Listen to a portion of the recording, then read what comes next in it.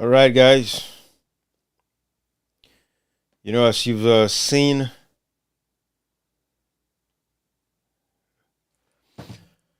this is what I want to talk about, guys. Hopefully, if I have time, I also want to discuss the. I don't know if I want to do all the 84 recommendations, but I might find time at some other point, to talk about recommendations from the tripartite committee itself, right? But what I want to talk about today is the resolutions that came from the Agreement for National Unity. All right, I want to sensitize and educate and ask some fundamental questions about what is actually happening. So that is what I want to do with this live. So, let's go over the 8 resolutions. Again, I want you guys to understand the differences, right? The tripartite was born out of resolutions that came from the Agreement for National Unity. Now understand that, so. All right. The Agreement for National Unity came about because the June 24th, 2023 elections was rigged. And international organizations, European Union, Carter Center, the American ambassadors, knew. All of these people condemned the June 24th, 2023 elections. The only people you haven't heard condemn the June 24th, 2023 elections are Andrew Lavalley, who talks about the Afrobarometer all the time, nonsense, talking about democracy. Ibrahim Tomi, Abdul Fatoma. All of these people have never condemned the outcomes of the June 24th, 2023 election. So I just want to bring this to now. They want to understand the difference, because a lot of Sierra Leoneans don't understand the differences.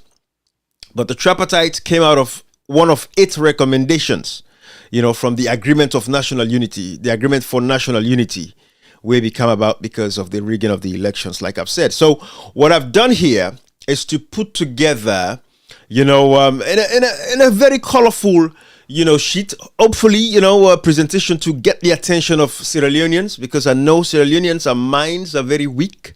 Sierra Leoneans, like today, is becoming one of the most unserious nation.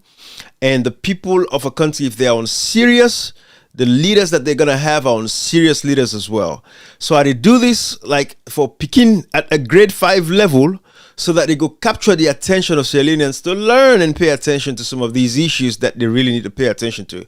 It is not an insult, but it's to help. I'm not insulting anybody, Naya, but sometimes it's easier when people see things in colors for labor for stay, because sometimes people get tactile minds, and some other people, that through touch the land, some other people that through, get for CI and practicality for the land. So everybody learns differently, all right?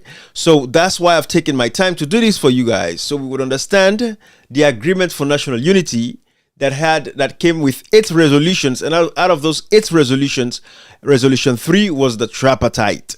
The tripartite that looked into the elections, how it was rigged, and again, I'm saying Dr. Samura Kamara should be the person that should be implementing these recommendations that came out of the tripartite, right? That he should be the one implementing those recommendations. It should not be Marabio, because again, everybody condemned the outcomes of the elections. You guys have seen the videos over and over again to prove that the election was rigged, and that the APC has 71% of the RRF forms, which proved that it had 57.15% of the votes.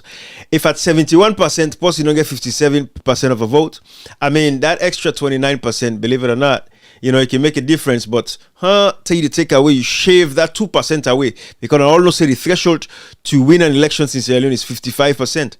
And New, Marcela Samba, Reverend Lahai, all of these people made it very clear that nobody made it through the threshold. So the fact that Marabio is in power, it is a travesty.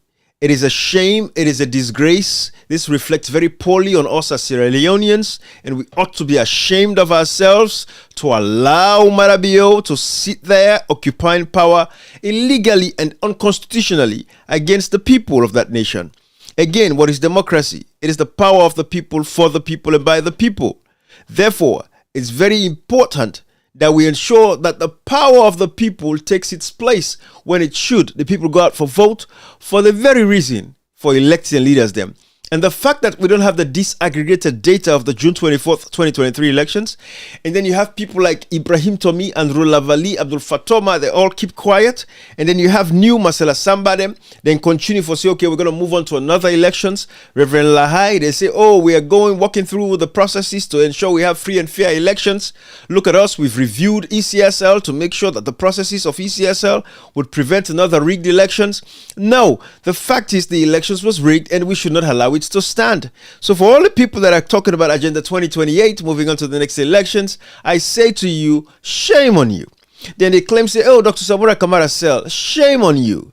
If the man sell this property, like when my brother Cashbox Stocker, una papa left property for una go tire for shove this is una filthy brain, una nasty brain, una idiotic brain.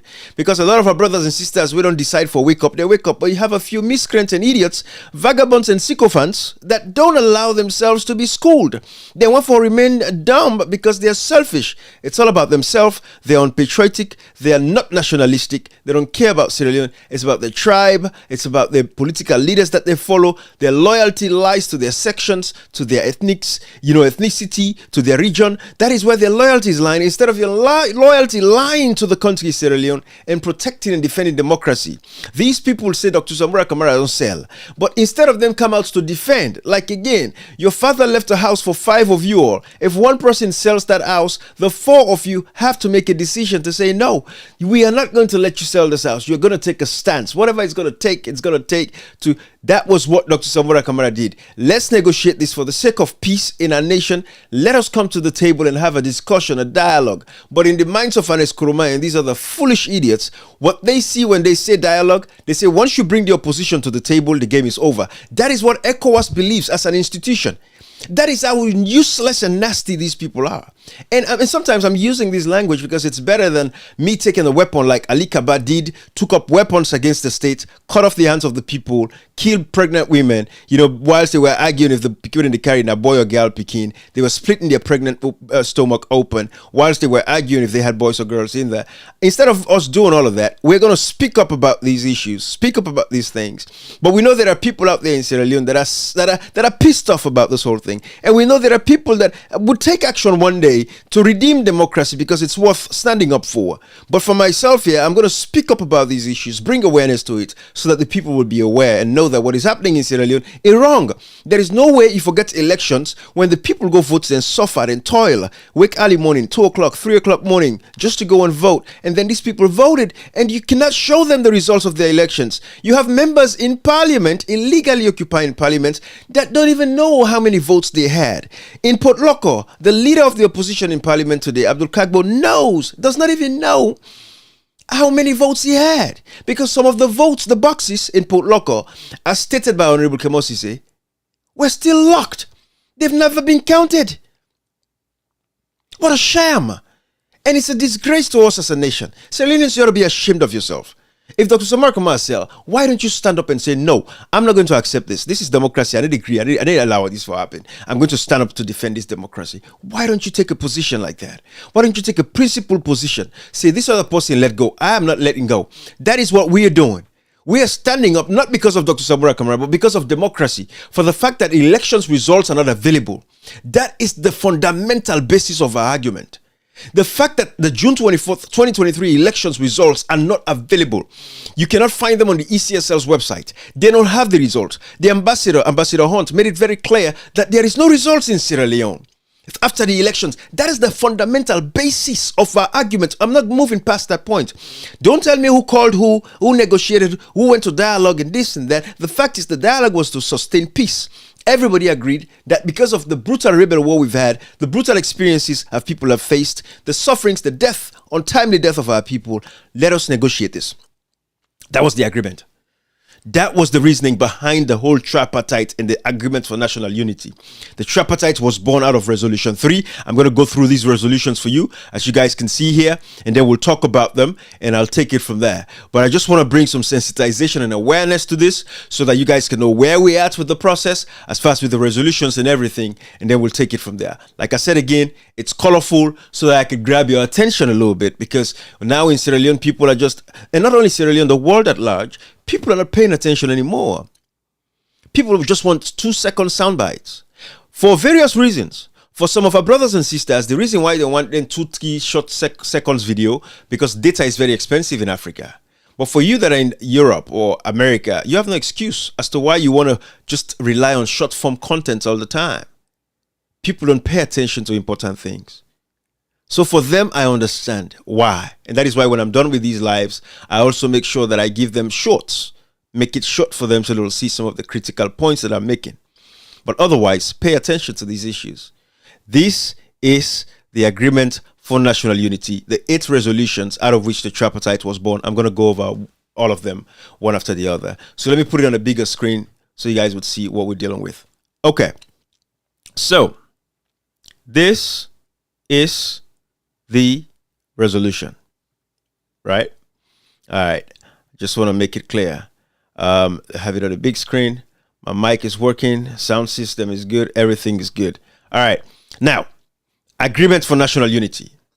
ANU explained.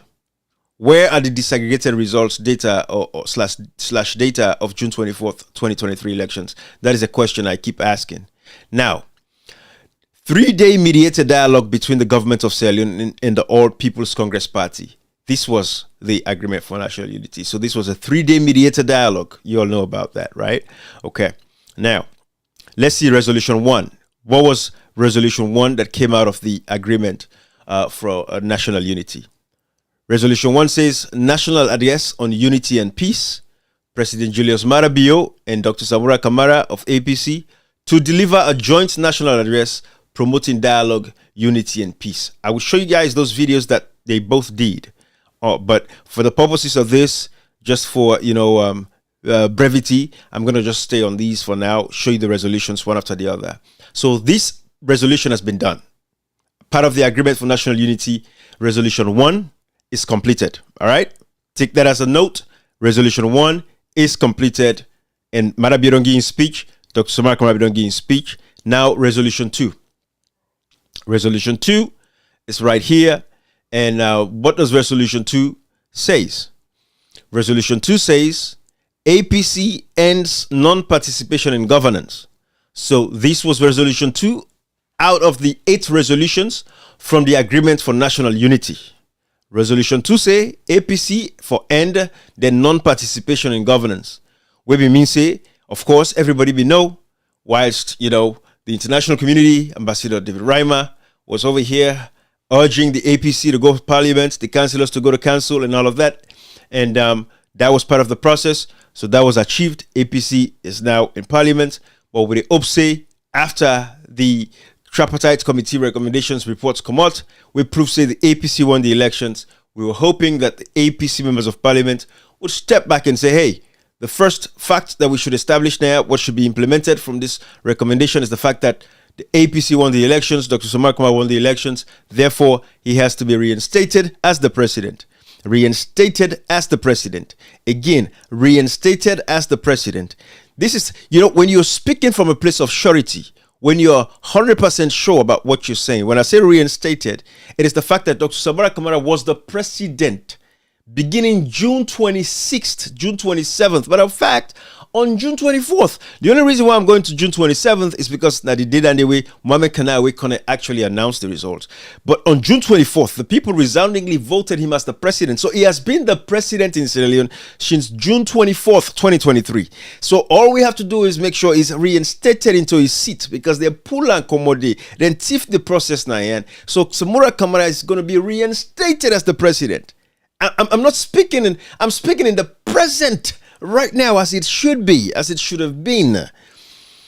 He is the president of Sierra Leone. So we're going to reinstate him again as of June 24th, 2023. He was the president. He is the president today as I'm speaking to you. Because again, he has the mandate of the people. So resolution 2, of course, again, completed. APC went to parliament. Councillors went to council. All elected officials, everybody went to their various spaces. So that is what resolution 2 was about, right? APC ends non-participation in governance. APC agrees to fully participate in governance. MPs return to parliament, councillors to local councils. That was resolution 2, sorry. Now, resolution 3, which is the big one, all right? I'm going to put the big one on the big screen. All right, it's the big one. Let's see. All right. Now, Resolution 3, like I said again, born the tripartite, right? Setting up tripartite committee. As of today, this committee already gave their report back then, December, right? 6 months, sorry, it was July, 6 months after it was set up, they gave their report. All right. So that was done. 2024, that was done. All right. Now, within the tripartite committee was supposed to do, constitute a let's see here. I'm going to read it for you guys right here. So the tripartite constitutes a cross-party committee on electoral systems and management bodies review with a three-way leadership nominated by the government of Sierra Leone, the APC, and development partners. So this was the tripartite, all right? The electoral review of the electoral systems and management bodies review, with a three-way leadership nominated by SLPP Gedeon, APC Gedeon, and the international community. And today we're still asking, what is the international community's take? Are they just going to be silent and just be witnessing some of these? Oh, we've reviewed ECSL. They attend those events and give, 2-3 minute speeches. Is that what it is? Is that what we're doing? The international community have never come out to say, hey, listen, the results are very clear. The APC won. They should be reinstated. Are they just playing it safe, coasting by, let time go by? Is that what is happening? So this is some of the questions. But this was Resolution 3 out of the 8 resolutions that came from the Agreement for National Unity. Resolution 3 was what born the tripartite committee. That is very clear, and I hope everybody understands that. So again, this body right here, this body would examine, in fact, let me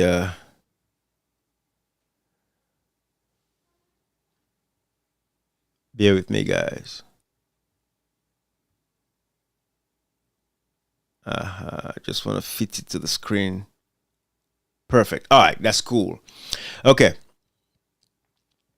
So again, this body will examine the electoral systems, structures, and processes of the 2023 multi-tier electoral cycle. That was what this tripartite was set for, all right? To look at the electoral systems, structures, and processes of the 2023 multi-tier election cycle. Why didn't the elections? How was the elections rigged? Why the tabulation process was the most important part in the process? And at that last minute, ECSL decided to say no, they're not going to project the results on the wall like they planned on, so that everybody would see the tabulation of the results.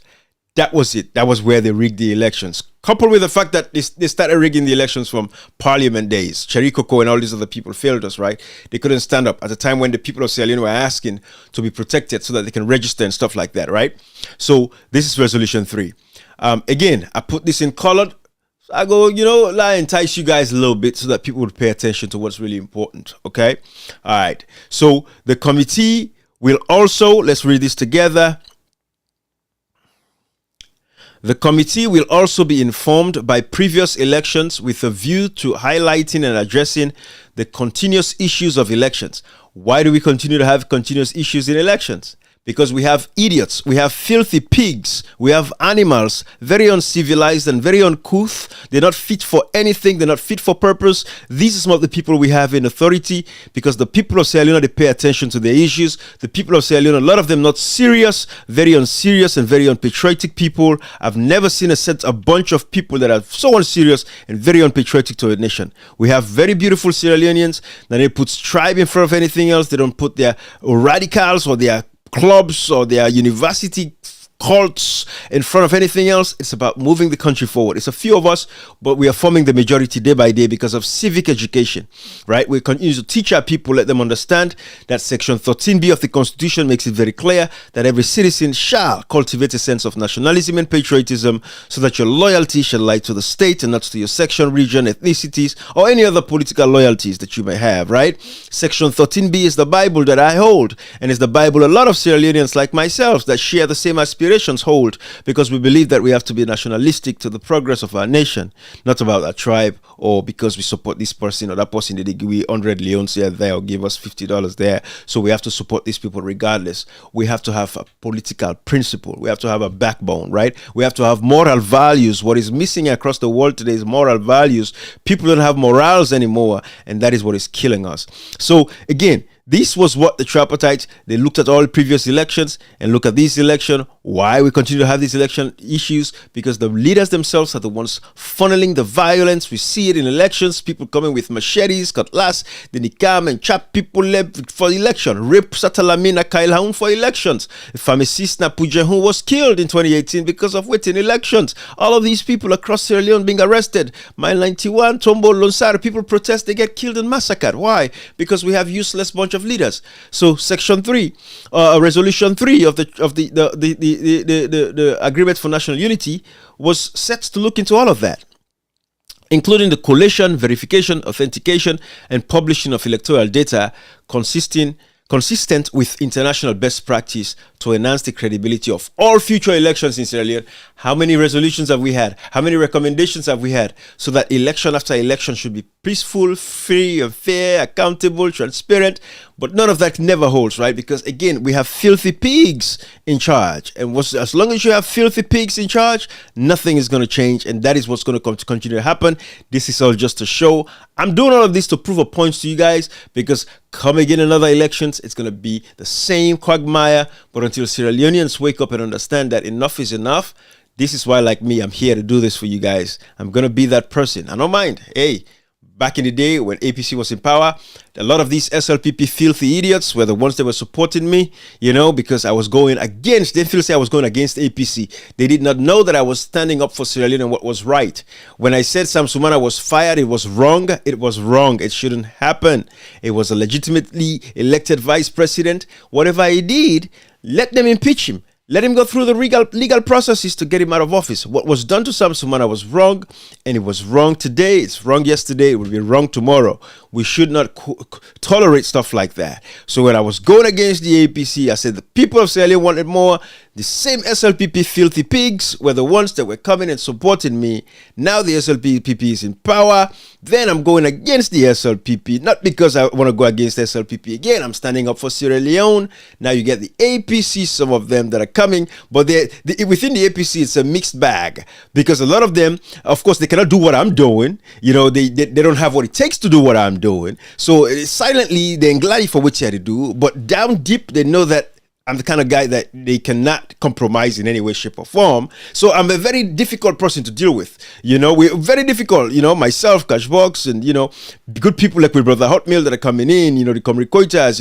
All of these people, good people that cannot be mixed up, right? Yeah. So they don't know how for support within the APC, but we get the genuine APC people that are there that believe in democracy. They don't come say, "Oh, now Ibrahim they talk for APC." No, they don't say Ibrahim is defending Sierra Leone, because even if Dr. Samara Kumar comes to power today, they know that Ibrahim is going to be the same person that he was yesterday, is going to be the same person today. Nothing is going to change, because again, Section 13B is my Bible. Section 13B of the 1991 Constitution. Every citizen shall cultivate a sense of nationalism and patriotism. So I'm there. I'm fine. When I look at some of these comments on my Facebook pages, I'm just laughing. I'm just laughing because it's fun. You see these idiots coming to make comments. Some of them, they just started coming to social media, and they will come and make all kinds of comments without even having a background information of who this person is, right? But that is the society. People are just, it is what it is. Civic education is key, and that is why I'm doing what I'm doing. So again, this is Resolution 3 that born the tripartite, right? It was meant to look at what has actually happened over the years. So this is Resolution 3. And now, if we go Resolution 4, it's Resolution 4 is a long one. It has about A, B, C, D, E, which I broke down so you guys would see exactly what it is. So, Resolution 4 here, this is it right here. I deal with 4A and B in this one. So Resolution 4, the first A was release of any persons arrested, detained, and or imprisoned for alleged elections or civil protest.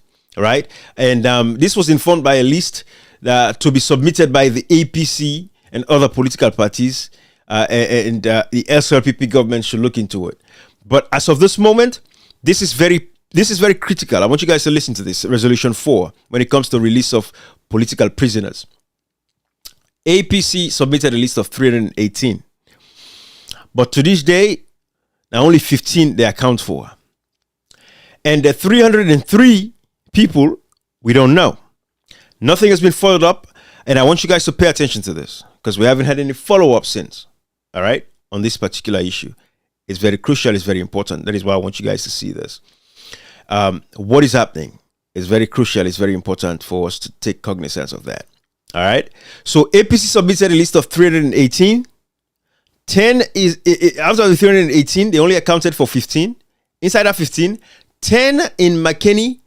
The government claims they are representing these 10 in McKinney, that they provided legal assistance to these 10 people in McKinney. Who are these 10 people? That is the fundamental question that you should ask. Who are these 10 people that were held on political grounds? They are in McKinney. Have they been released? Where are they? Are they alive? Can APC provide those names? This is for you, the supporters. Ask for these people. 10 of these 15 people will APC be able to account for. 10 of them, they tried in McKinney. 5 was in Freetown. And those 5, the SLPP claimed they were not political prisoners. They were actually going through the judiciary process because of criminal offenses that they committed. So where are those 5 people that are in Freetown? So again, APC gave a list of 318 political prisoners. But to this day, we only know of 15. 303, we don't know about. That is very crucial. Out of the 15 that are accounted for, 10 were in McKinney. Are they there? Are they alive? Are they in prisons? That is what you should ask. Let alone, what about the 303? Where are they, right? That's very important for you guys to find out and ask about. I'm saying this because I want to bring awareness to this issue so that everybody pays attention to this particular issue. 313, 303.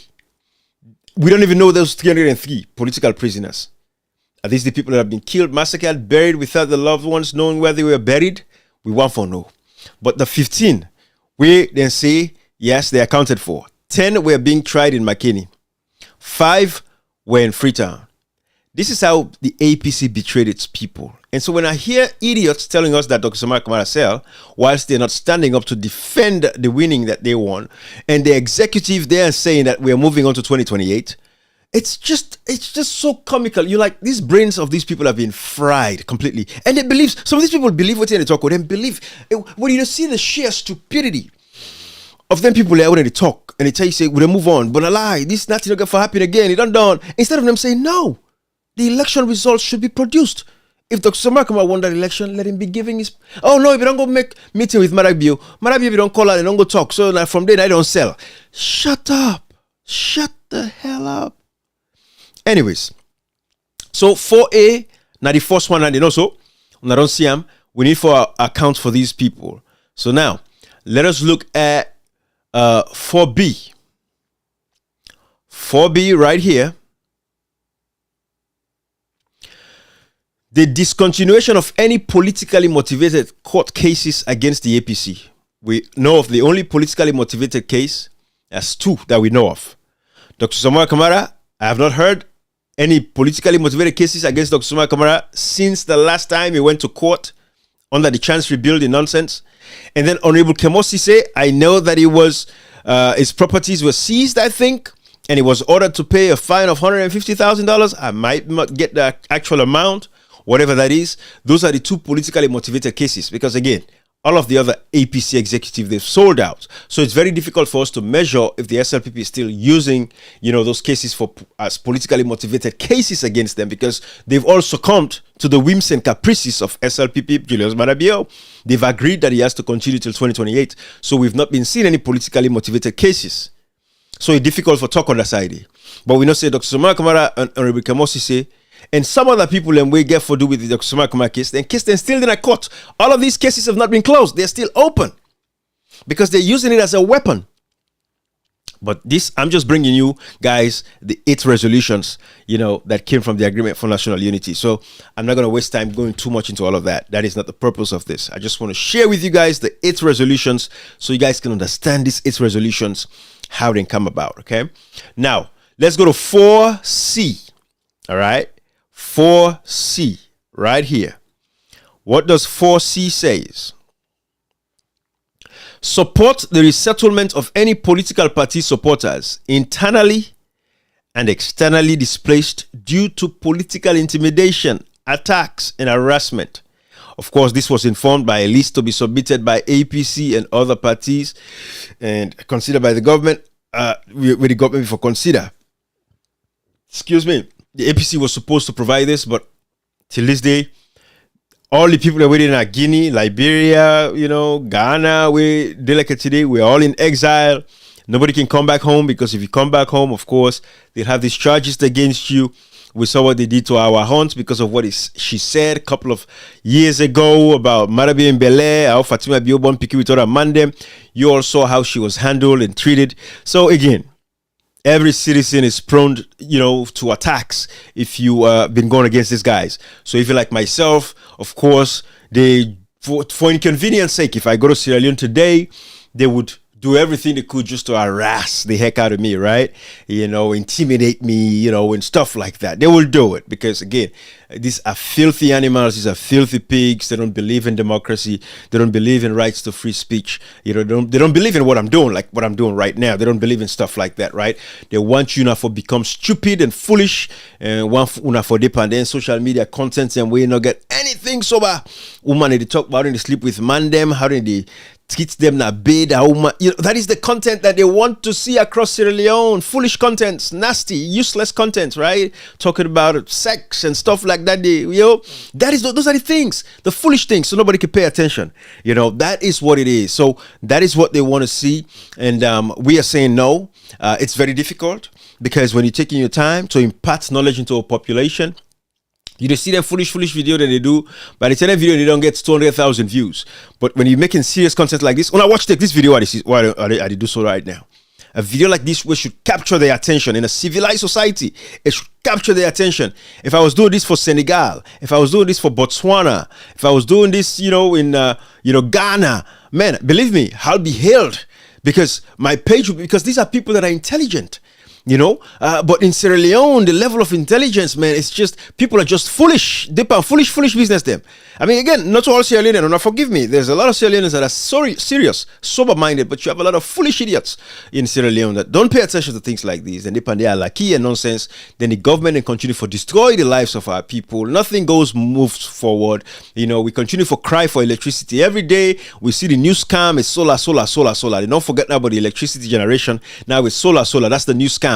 We're fighting for solar. We're going to get solar energy, green energy. Kande Yumkela, who is not an engineer by no straits. It was just that UNIDO, because when they talk about cooking energy, clean cooking and all of that, now I don't be the Caesar for energy in Sierra Leone. Whilst you have professional certified, electrical engineers, mechanical engineers that should be in charge of our electricity generation in Sierra Leone. No, you get somebody who get PhD in agricultural economics. That's kind of Yumkela, PhD in agricultural economics. Teti the name for manufacture chocolate for us sell to China. Teti the kind of Yumkela name for manufacture chocolate. We get cacao, the raw product, the raw material. You know, forget factory for all manufacture chocolate. Let us sell to China. Till this day, Kande Yumkela has not been able to achieve that. But he's now the new Caesar when it comes to electricity. Solar, clean energy, solar. Eating millions and millions of dollars every day at the expense of our people. I see a video where my brother Hotmail be share with me of a Kande Yumkela, then they dance here and that boy what's his name himself, this other one with a foreign affairs minister. I don't know how old that video was, but if you see what in the dance, Kande Yumkela and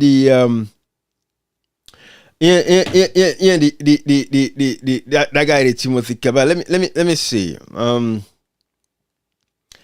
But that is, again, that's a side note. I'll talk about that later. I'll focus on the resolutions there. This is 4C of the 8 resolutions that came from the Agreement of National Unity. So, again, like I say, APC has not submitted a list of political exilees. Today, APC not provide that list. That is where resolution 4C is at. APC has not provided a list of the names of political exilees, people that are hiding in Guinea, people that are hiding in Liberia, Ghana, all these other places, people in the diaspora that cannot go back home. APC could not even provide that list. Okay. Now, let's go to 4D. All right, 4D right here. 4D says that upon assumption of their elective governance positions, all elected APC officials, members of parliament, mayors, chairpersons, councillors will have the issue regarding their entitlements addressed accordingly by the appropriate institutions. This, they talk about the reimbursements of their salary whilst they were out of parliament and council for about 6 months. They be supposed to get them, reimburse them. The SLPP is claiming that parliament don't resolve this issue. As of this moment, we don't care, but this is what they're reporting. They're saying SLPP is claiming that Parliament resolved that issue, and that is not an issue anymore, as you guys can see right here. They said Parliament met and resolved that issue. We don't talk about that. I don't give a shit about them. All right. Now, Resolution 4E. Resolution 4E. It says Parliaments to address any issues as it relates to the leadership, composition of committees and representation in international parliaments on behalf of APC. So they were supposed to, agree on the people that represent, Sierra Leone in like ECOWAS Parliament, European Union Parliament, these places, African Union, right? So they have to address that issue because apparently you all know that, there's been some, but whatever. We don't give a shit about all of that. We don't care. But that was Resolution 4E. From the Agreement of National Unity, that them for looking to the composition of the members, them how they pick from APC, SLPP, or the other political parties, them where they go represent Sierra Leone at these, parliaments internationally. All right. 4E. Now let's go to Resolution 5. Resolution 5, institutionalized inter-party dialogue. All right. So PPRC and Peace Commission. That lady, Peace Commission, all of these crooked people, they claim peace and they make born again, but they are watching and destroying a democracy. They are being complacent and they are working with the rogue regime to allow Marabio to continue to stay in power because they use these bishops and Catholic bishops to come, hey, let's talk peace when elections are rigged. We know what is happening. We know the fine details, but, we're going to address all of those issues at some point. One day, Sierra Leone is going to be cleaned up. One day, we'll address those issues. But they're saying PPRC and Peace Commission to facilitate regular dialogue between the parties, APC, SLPP, and other parties. Regular dialogue. If that's going on, I don't give a shit. Nobody cares, right? We don't give a crap about that. All right. Resolution 6. It talks about high-level political engagement. This says, party chairpersons, example, SLPP's chairman, Dr. Zamora Kamara, the APC chairman, and Marabio should meet frequently. I don't give a crap if they meet. If they don't meet, we don't care. We know it's the results of the June 24th, 2023 elections. It's not out there. That's what really matters. That's what we're going to keep talking about. Commitments to re-engage former leaders, ex-presidents, VPs. Of course, Anes Nkrumah is in exile, blah, blah, blah, all that nonsense. So that was Resolution 6, all right? So, high-level political engagements. They believe, say, the Marabio for the meets with the APC chairpersons and blah, blah, blah, blah. I don't give a shit. Now, Resolution 7. The government of Sierra Leone and the APC party strictly condemn all citizens at home and abroad who incite violence, spread hate speech, and disrupt national cohesion, online and offline. And government will continue all efforts to bring those involved to justice. Whatever crap they're talking about, I don't know about bringing who to justice, but if there are any people that should be brought to justice, they should bring those people to justice. But of course, they would refer to what I'm saying, like what I'm doing right now, they refer to this as hate speech, basically civic education, imparting knowledge into the people. They'll define it as hate speech, and that's fine, so that's not a problem. But the evidence is there to bear itself. I know I'm 10 times, 100 times intelligent than a lot of these people, so I know my limits and I know where my lines are, and I've always maintained that, again, it's about civic education, educating and sensitizing the people. We cannot have elections where the results are not announced. We're going to stick to that. If that is what you call incitement, no problem. We're going to still incite. We're going to tell the people that you should have the results of your elections. If that is your definition of incitement, to hell with you. We don't give a shit. We don't care. And we'll continue to tell the people to stand up for their victory, stand up to protect the democracy, because it's worth worth protecting. So we're going to continue to imbibe into them Section 13B of the Constitution, that every citizen shall cultivate a sense of nationalism and patriotism, that your loyalty should lie to the state and not to your tribe, your region, your ethnicity, or any other political godfathers. Now we worship godfathers, and today, if me educating you and sensitizing you, if that's incitement, then so be it. Take me to the highest court of the land. We'll see. But this is the fact. It's here to bear. Then we all condemn hate speech. We all don't believe anybody for attack anybody. We've been saying that. If anything, the SLPP, they've been pushing the violence in Sierra Leone. And I have videos to that effect to show. And I can show you guys those videos. That the SLPP has always been the ones that have been inciting violence. And I have the proof and I have the videos to show. And we can show that. But again, I don't want to interrupt this live. But I will definitely show you guys that video, when I'm done here. But this is Resolution 7. We'll continue. Now, Resolution 8. It says, moral guarantors should monitor the process. European Union is there, the United Nations are there, the American embassy is there, all these partners, they're there, right? Independent observers to monitor implementation of agreements. Now, the number one implementation, resolution out of Resolution 3, the tripartite, the number one recommendation that should have been implemented would have been the restoration and the reinstatement of Dr. Samura Kamara as the president of Sierra Leone. That should have been number one, because even in Dr. Samura Kamara's speech, it called on ECOWAS to come and do the rightful thing and reinstate him as the president of the Republic of Sierra Leone, because his position, his presidency was stolen from him on June 24th, 2023. All right. Now, this recommendation from the committee shall be actionable and implementable. I added that because I wanted you guys to see that. All right. The recommendations from the committee shall be actionable and implementable. And there are videos of Kelfala Mara making that very, very clear that those, the recommendations from the tripartite are actionable and implementable. So we have those videos as well. And we've played that a couple of times for you guys here. And we continue to share these with you guys so you guys would see exactly what it is. But guys, this is the 8 resolutions that came from the Agreement for National Unity. And I continue to sensitize, continue to educate so that people would understand what we are talking about whenever we mention, these issues. Now, before I go back to Resolution 1 and play a video for you guys, I want to share this with you guys, all right? This is, Kelfala Mara, when Kelfala Mara was talking about the actionable and implementable of the tripartite committee recommendations. Listen to this.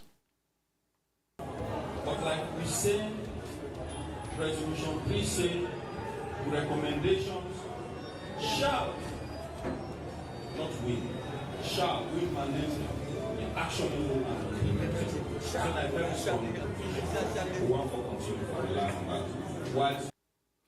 I'm going to play this again for you guys. But for now, I want to share, let me share this video with you guys where Resolution 1, what Resolution 1 was talking about, right? I want you guys to see this, and then I'll take it from there. But, Resolution 1 right here, where Marabio and Dr. Samura Kamara had to give a speech. I want to refresh your memory of those videos. I wouldn't play the whole thing, but I want you guys to see those videos in real time. So I'm going to play the video of Marabio when he gave his own speech as part of the recommendations. I want you guys to see that.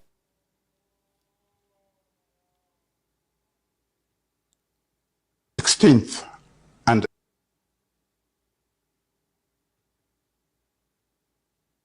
Sierra Leoneans,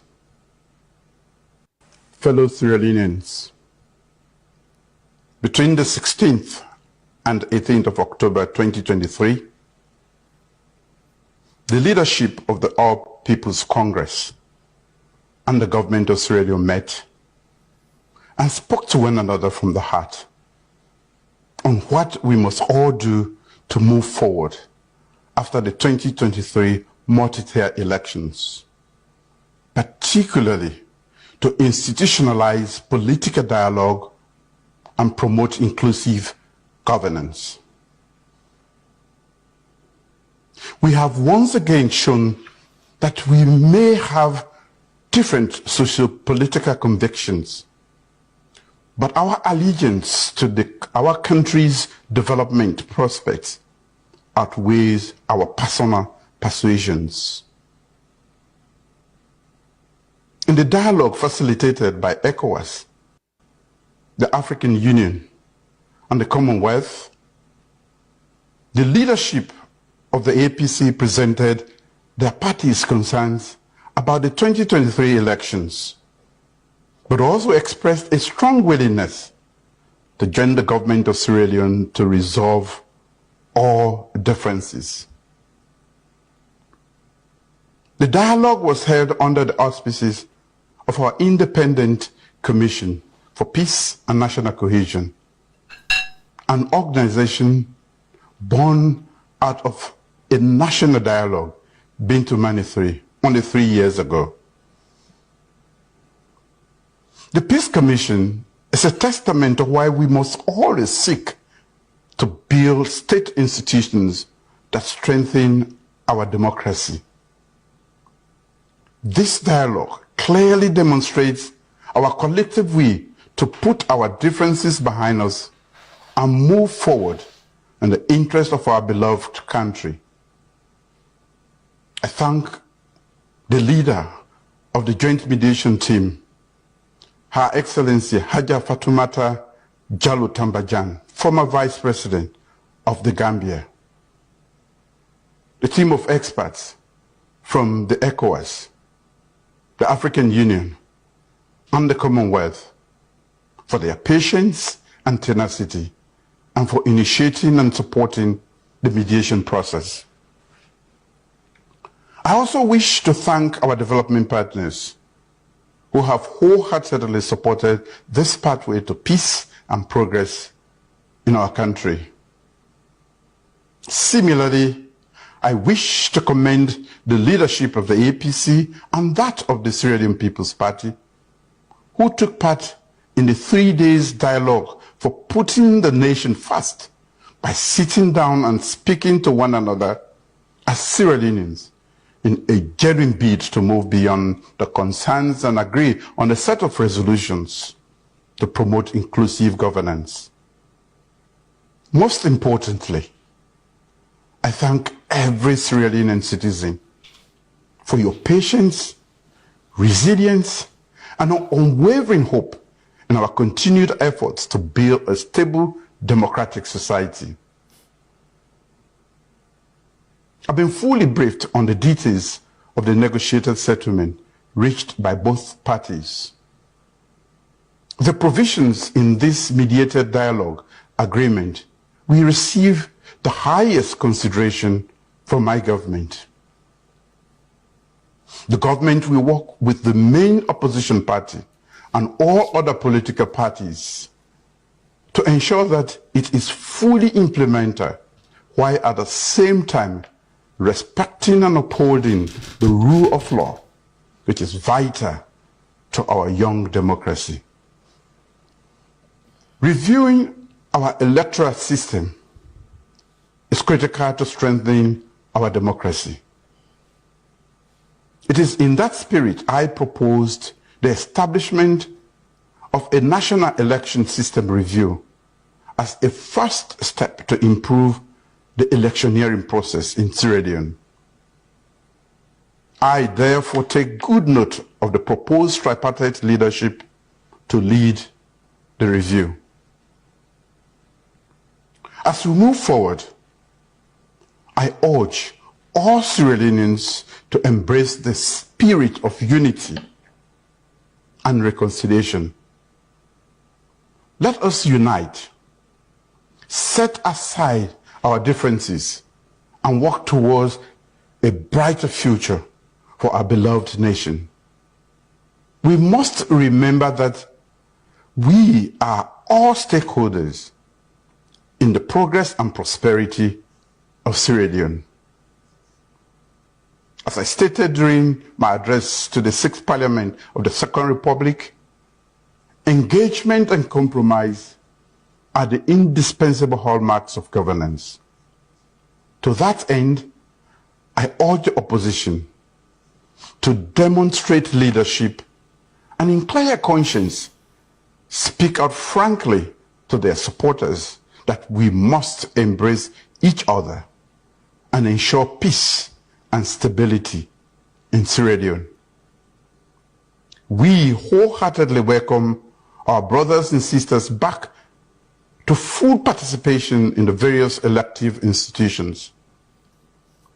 We must all join in pursuing my government's 5 critical national development priorities, especially Feed Salone. I look forward to pursue the broader national development issues, including strengthening our governance systems and social programs. To every citizen of this country, I tell you, this dialogue transcends politics and political divides. It is about our country, our people, and we must continue to work hard to promote the values of inclusiveness and unity. My government will work tirelessly to address the concerns and aspirations of our citizens. We will focus on fostering economic growth, improving education. All right, okay. Healthcare. Enough of the bullshit, all right? Okay, listen, guys. I have something for you all. You've listened to what this man has said, with everything he has said, right? When you listen to this speech. I'm going to play a series of videos, but I'm going to come back to Dr. Samara Kamara's speech, the same equivalence. Again, don't forget, this is as of Resolution 1. These videos represent Resolution 1, all right? That's what these videos represent, Resolution 1. This was supposed to be the speech that Marabio should have given. That was the speech you just listened to. But now that you've listened to all of that speech, all that nonsense, I want you to listen to this. These people, they would insult our intelligence, beat us up, violate our rights, and then come back and say, "Oh, peace! Let's hold on to this peace. Oh, this wonderful peace. We are Sierra Leoneans." But when they were shooting up the APC's party office, beating citizens that were protesting, punishing people like Aja, oh no, they had nothing to say, But now, oh no, come, the peace. Beat me up and call for peace later, right? That has been their mantra. That has always been Marabio's agenda. That is his modus operandi. That is how he operates. Violates people, kill them, and then calls for peace. Oh, peace, peace. Oh, we are the victims. SLPP is the victim. Marabio is the victim. Peace, peace, peace. Listen to this video, guys. Listen to this video. I'm going to play this video for you all. Listen to this. Sierra Leone who are known to have been inciting violence in this country. And they have their collaborators and supporters who are also politicians. Some of them are well placed in society, who we are known to be organizing, coordinating, cooperating. We have people who are on record, they are on video, they are on audio. Anybody with a kitchen at treats. Now, I played that video so you guys would have context. You're listening. It's about projection. This is what they're doing, is what they're projecting that we are doing. They are projecting what they're doing. What did they do? They project and we say, now what they do? Some Sierra Leoneans. Yes, I agree. There are Sierra Leoneans that have been preaching violence. I agree. There's a lot of those. It's out there, right? That's not a problem.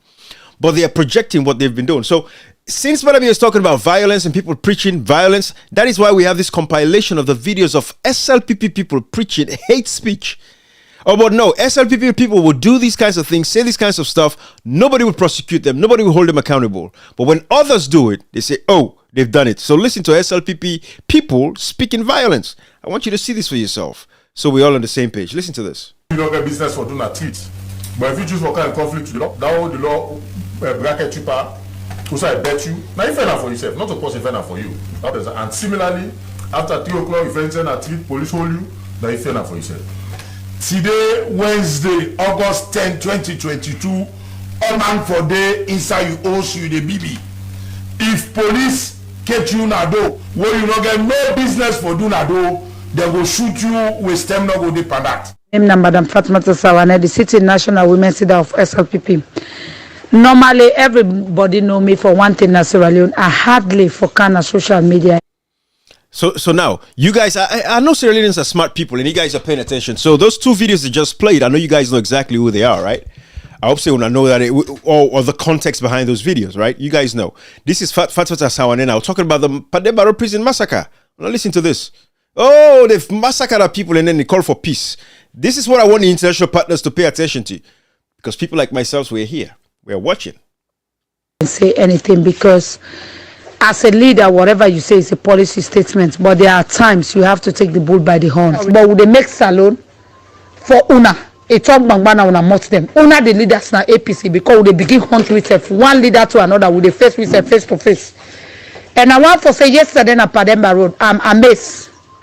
And I am happy and excited to say I'm a national women's leader of the SLPP because everybody saw our response. Me reach Pademba Road 3 o'clock in the morning. The CDS arrived around 3 to 4 in the morning. Then before I begin to see other people in the car, the Lima reached there as early as 5:30 going to 6. That was good. When we all reached there, we all see the response. And later, as we organizing Secretary Self-Cam around 8 or 9 in the morning, Batilo, which was very good. But I want to tell you, so we'll not go allow for let anybody put your life in jeopardy anymore or risk your life them or make sure say we life they're not safe anymore or we will not sleep. We will not agree. We will match that person bumper for bumper and eye for an eye and a soul for soul. Una not allow it, please, for do or say what you will not supposed to do. Promotions the way meant for certain soldier man, they know they give. I want to listen to this. That in a Fatmata Sawane violence of the massacre at Pademba prison, right? So till this day we don't have the actual report. There was a report that came out that was read by Chadi Abdul Fatoma, but it was just sham because again they did not allow external people to actually witness or put these reports together. It was only the government putting the report together. So we don't know the actual amount of prisoners, but it's estimated that anywhere from 300 to 500 prisoners were killed on that day when the Pademba prison massacre occurred. It is estimated that anywhere from 300 to 500 political prisoners, prisoners were massacred at Pademba prisons. That is what we know, and we'll get the facts one day. No matter how long it takes, the facts will come out one day. But I want you to listen to this video now of Fatima Bio talking about the military and reflect on what is actually happening now. On this Fatima Bio video alone, I could do a whole live on it, but I'm going to let you guys listen to it. What the plans that Madabio has for the military. I've been telling you about the purge in the military, but you don't believe me. Watch what is actually happening here. Just because of the name. What you not supposed to do. Promotions the way meant for certain soldier man, they know they give them just because of the name. He aware of all of them things, Sunday. And this now public forum, it go difficult for la able to really tell you now. Waiting a mother in plans for this country when it comes to military, and that we believe say anybody when a SLPP na true Sierra Leonean right now. But I say if somebody una take we pop them, that's the whole talk. So that where it go begin to think twice. Say if you want to do this here. Until the justice system they come, we go defend your justice the quickest way, the fastest way, the easy way. When I take Babuke alone and this military man there, they can all beat them from junction to Una know we praise President Biose. Well done, sir. You have done your best. And now we tell the one the way they sabotage, what he do say. If we catch una, would they begin the mob justice una, would they beat una na public, we make like all man no say na una bad habits motor man. This election are with the council. I election am dere. Now I'm play with. The man batte. Any person we born like Masama. Una come na lock of Samai. We betray we. Come betray, come so darin. We beat you. I want for let we know even as we register. We want to avoid APC. We don't want Alaya because if the very people where they say they are APC, they say that they kill men, they man then go kill this. So me say you were there. If you ain't full up, you get 5 senses. No say them for go outside them. People who don't carry register today na Pujao. I can't specifically because we don't want APC votes na again. So now that's the thing. Yeah. That means say Pujao people una so special to we. Una no say we go get more votes na and more people will come. Now the country chairman. Yes. And the country The chairman. The success chairman. Correct. Anybody say no one Madam Bay secretary? Understand? Anybody say no one Madam Bay secretary? The success chairman. The progress chairman. Yes. Now the chairman is Anybody say you know let Madam Bay go in second time?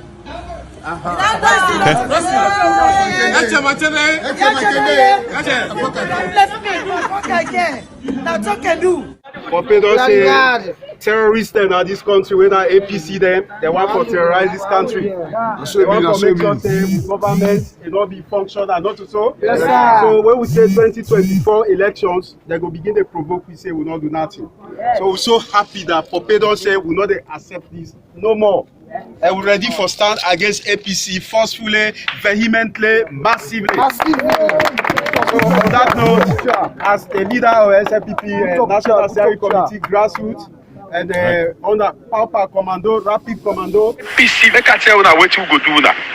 The entire former executive, the current executive of the All People's Congress, they all go suffer the consequence from the chairman, the leadership of UNESCO. I take countdown to the least member of the national executive of APC, Dr. Samuel Kamara, in Pikinde and in close associate. They all go suffer the consequence of the action where APC don't plan for do tomorrow.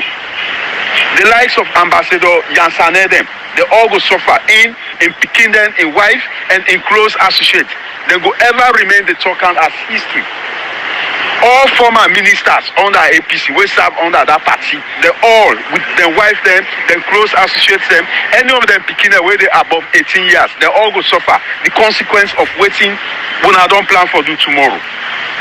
All former members of parliament under una party, then now, them picking their wives them, right? Then go suffer the severe consequence of waiting when I don't plan for do. The current members of parliament under that party, hey, make I tell you that when I go suffer the consequence of waiting when a party hoodlums them, they don't plan for do. The current councillors and the former councillors under the APC, believe me, whether when I like it or not, we now the National Steering Committee, grassroots of SLPP, we go make una go suffer massive destruction. When our wife there, when our picking there, when I go suffer massive destruction upon our actions. The current councillors, the mayors across the country, any municipality where the APC. A group of Sierra Leone who are known to. All right, I play just a cross section. This is some of the, I don't even want to go into the violence, the killings, the shootings, I have, a lot of these evidences of, citizens getting killed that we don't have answers to up until this day. And one day we'll have the answer. But like I said, I'm about to play a video of Dr. Samuel Kamara, the speech that he was supposed to give as part of the resolutions, right, of the resolution 1, as the speech that he was supposed to give, similar to what Marabio, gave. So I'm going to play that. But before I do that, I really wanted to share something. Let me see. There was this, there was this man that was killed. There was a pharmacist. And I'm going to show you guys this. I want these SLPP people to know we're not forgetting. Marabio knows about the killing of this man. This man was a pharmacist at Pujeon, and he was killed. You see, because he was supporting APC at the time. 9 dead bodies. It was a pharmacist. This was about 2018 elections. 9 killer. Why? Because he's in the southeast supporting the SLPP party. This is just one of many files and cases that we have. So, I'm putting this out here because I want people to know we're protecting these information. They are protected information. One day, justice will be served. And this is why we'll continue to fight. We get a useless APC executive that could not do anything from 2018 to date. They could not protect their people. And once they won an elections, they said they don't want the victory. They say they don't want, then they wait for the next elections. The election that they have won, I've never seen people that are this useless. There is no political party in Africa or the world that is as useless as the current executive of the APC party. These are the people that won an elections. But they said, no, we won the elections, but we don't want this victory. We're going to wait for the next elections. I want you to search across the world, go to other countries and find out and see if there is if you can find any other political party that has won an election and said, we won this election, but we don't want this victory. We are going to wait for the next elections. Support us. They're calling on their supporters to register with them. I want you to transverse the world and find that political party that will tell you that we won the elections, but because it was rigged and our leader went and had a conversation with the man who rigged the elections, therefore us as a party, we are done. We're not going to fight for this victory anymore. But he sold us. Oh, he sold us. He sold us. But we're going to move on. We're going to wait for the next elections. This man has sold our victory. I want you to travel the world and find out and see if there is any political party where the executive of that party would win an election and say they don't want the victory. They're going to wait for the next elections. And they are begging their supporters to come back and give them money. And then you have some of the stupid supporters that are still going to give them money. You have some of the idiotic supporters that are going to give them money.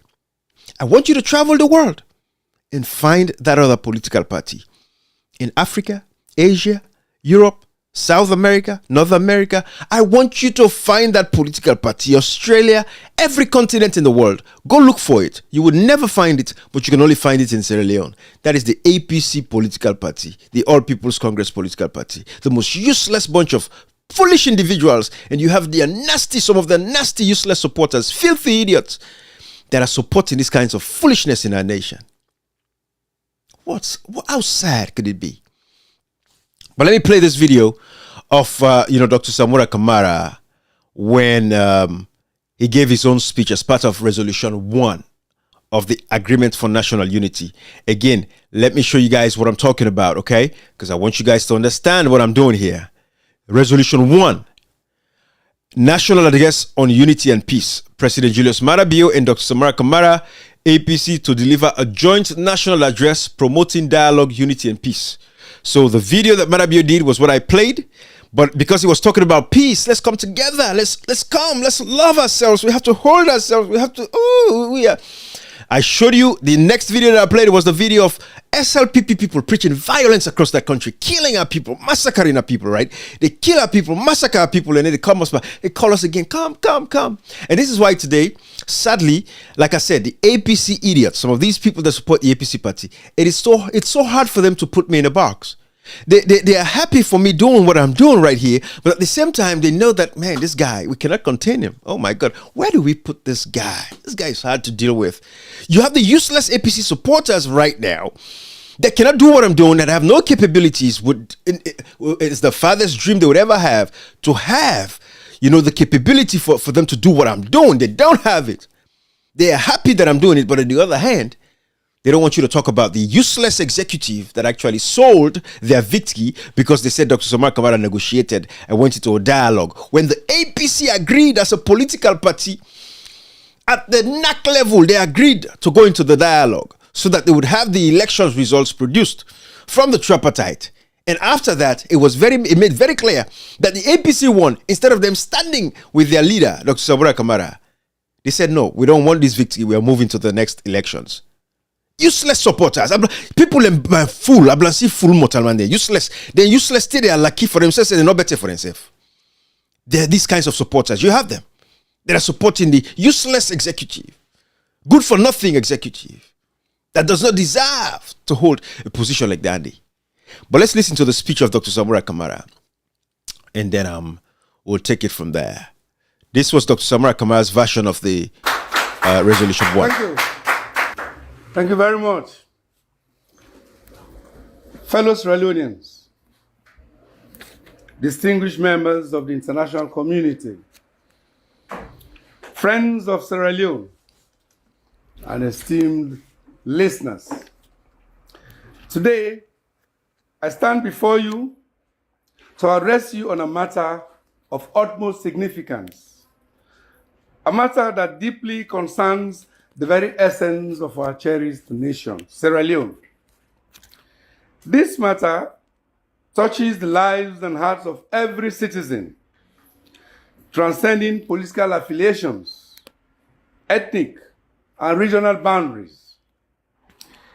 It revolves around our recently concluded 3-day inter-party dialogue between the APC and the bill-led SLPP regime, and the subsequent agreement or communique signed by the APC, the SLPP government, and international mediators representing the African Union, ECOWAS, and the Commonwealth.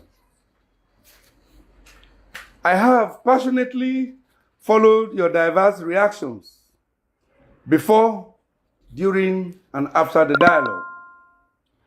I would like to state at the outset that I am heartened by your critical perspectives and keen interest in such a matter which understandably, but most unfortunately, also almost descended into the risk of disturbing the hard-earned unity and peace within our party, as well as distracting us from the party's high sense of a national purpose. I totally understand the emotions, the anxieties, and even the disappointment from the party's high sense of among some of us. I totally understand the emotions. I make the anxieties to say that the mixed reactions were not unexpected. The anger was not unexpected, nor was the demand for a stronger action reflecting our core position out of place. The leadership of the APC party engaged very actively and constructively in the dialogue, without losing focus on any of the party's ideals and positions.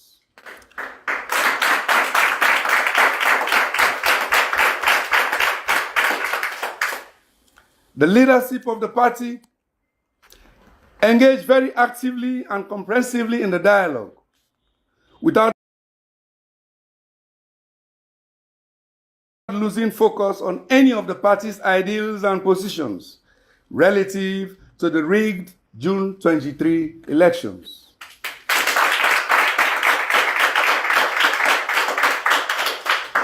I wish to inform our dedicated members, supporters, and the wider public that our mandatory 9 delegates to the dialogue, co-led by the party national chairman, Honorable Alhaji Minkailu Mansure, and myself, and an additional 11 technical advisory committee members, led by my running mate, Honorable Cherno Ramadan, demands through a strongly articulated position paper as guided by our national in facilitating this mediation, supported by esteemed international organizations.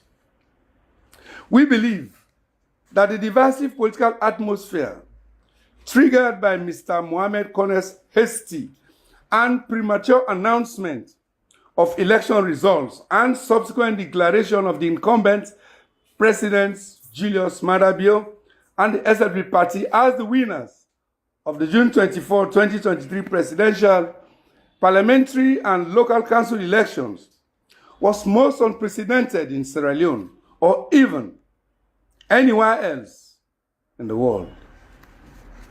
This, we believe, should have prompted a more assertive response from the international community, in particular, all election observer missions. Yep. Had they chosen to arbitrate much earlier, undoubtedly, many of our demands could have been positively addressed and the ensuing stalemate averted. Nevertheless, we eventually consented to international mediation, leading to direct discussions with representatives of the SLPP-led government. Let us, as Sierra Leoneans, give this local initiative an opportunity to succeed.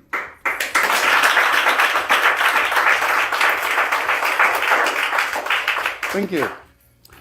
The communique contains several constructive provisions and benchmarks that, if honestly and patriotically addressed and in good faith, can help restore the will of the people and uphold true democracy. Through the dialogue, the three esteemed international organizations fostered an atmosphere of respect and urged Sierra Leoneans to take ownership of the process, prioritizing national interests above party-specific gains.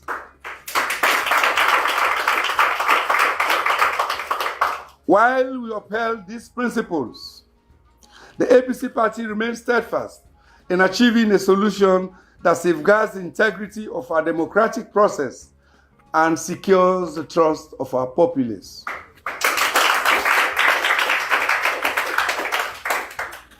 Considering the nature of the massive election irregularities and our demand for ECSL certified results to be provided to party agents and observers as legally demanded, we believe that the cross-party committee provided for in Resolution 3 of the agreement will address such concerns.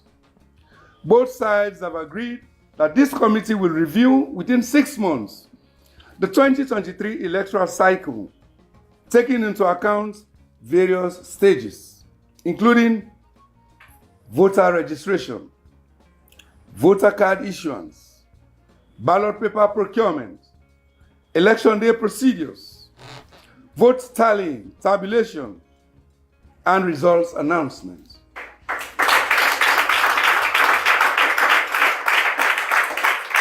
Furthermore, the committee will also draw from lessons learned in past elections since the restoration of constitutional order after the Civil War, and does not, of necessity, rule out an early election.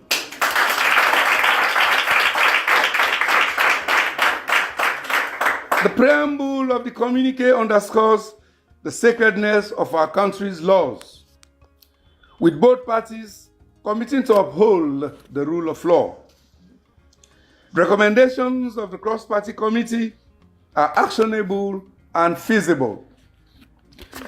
The committee will have co-leadership representation from the SLPP-led government, the APC, and development partners.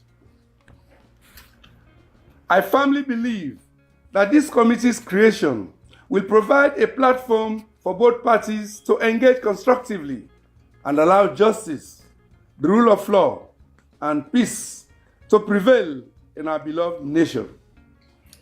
Our people demand justice and truth, and I call upon all stakeholders, particularly those patriotic Sierra Leoneans who will serve in the parallel committees of monitoring and moral guarantors, to stand resolute in defense of our fledgling democracy and our homeland.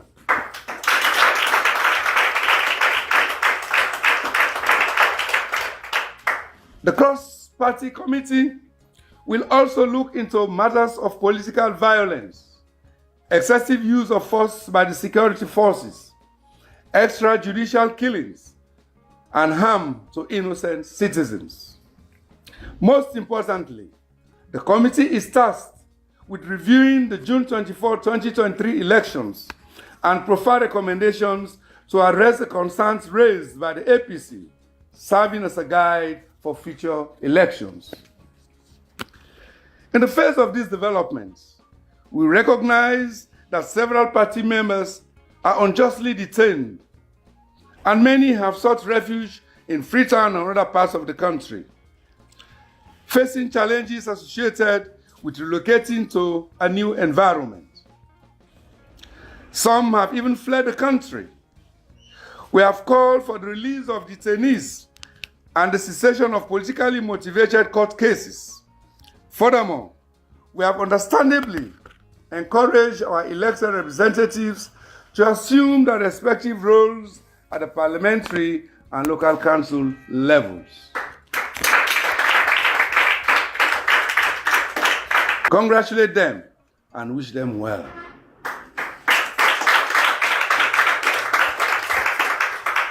My fellow Sierra Leoneans at home and abroad, the elections of the 24th June by which the majority of Sierra Leoneans opted to change the situation, was blatantly scuttled. If we have learned anything in that election, it is that we cannot anymore take our democracy for granted. Our election management institutions, in particular the ECSL and the security forces, as well as those acceptable democratic norms, have been under assault. And when we, elected leaders, fail to stand up to protect them, we just see how quickly things can erode.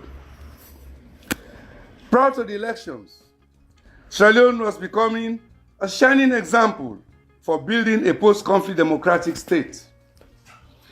We have started showing the world that a strong, open government and a free society can thrive when political power is entrusted to the people.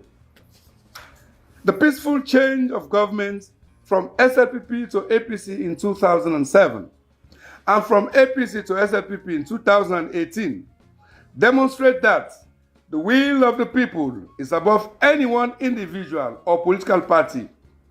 And when voters are allowed to choose their leaders in a free, fair, and transparent vote, power can be transferred and sustained peacefully. Absolutely. The dissatisfaction stemming from the elections has cast a shadow over our nation. The lack of transparency in those elections has left scars that still need healing. The perception that jobs are reserved for specific tribes, regions, or political party activists has sown seeds of discord. The fragile state of our economy keeps our people awake at night, worrying about their tomorrow, the day after, and the future ahead. Hurtful circumstances like these require calm nerves, clear thinking, and oftentimes unpopular, hard decisions.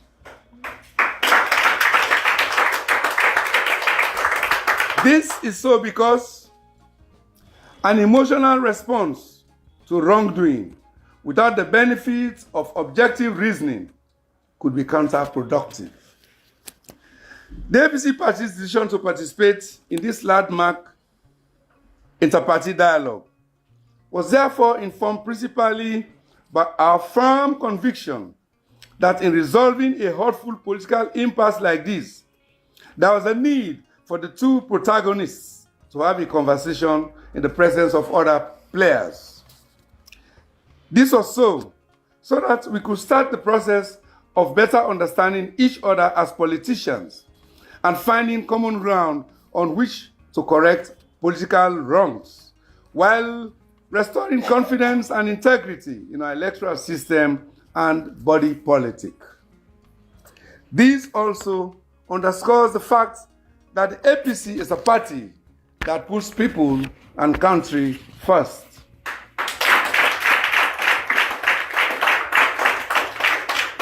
President Bio's recent address to the nation, while endorsing the dialogue agreement in its entirety, effectively conveyed a message of intent for restoring national unity, democratic values, inclusive governance, cooperation, and a commitment to resolving political differences for the nation's benefit.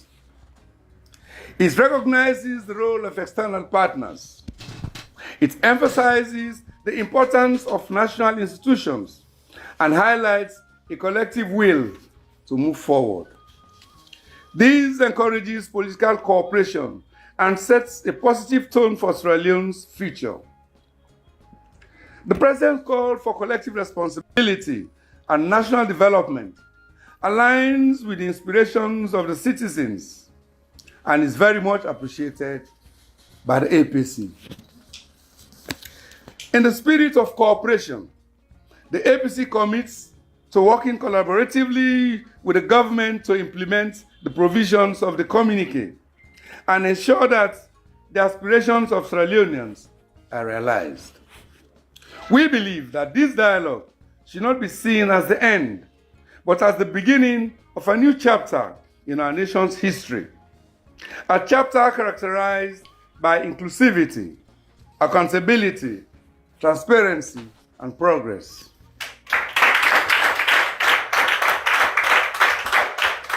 As we move forward, let us remember that Sierra Leone belongs to all of us, and its development and prosperity are the shared responsibility of every citizen, regardless of political or tribal affiliations. Together, we can build a Sierra Leone where the democratic principles we hold dear translate into tangible improvements in the lives and livelihoods of all Sierra Leoneans.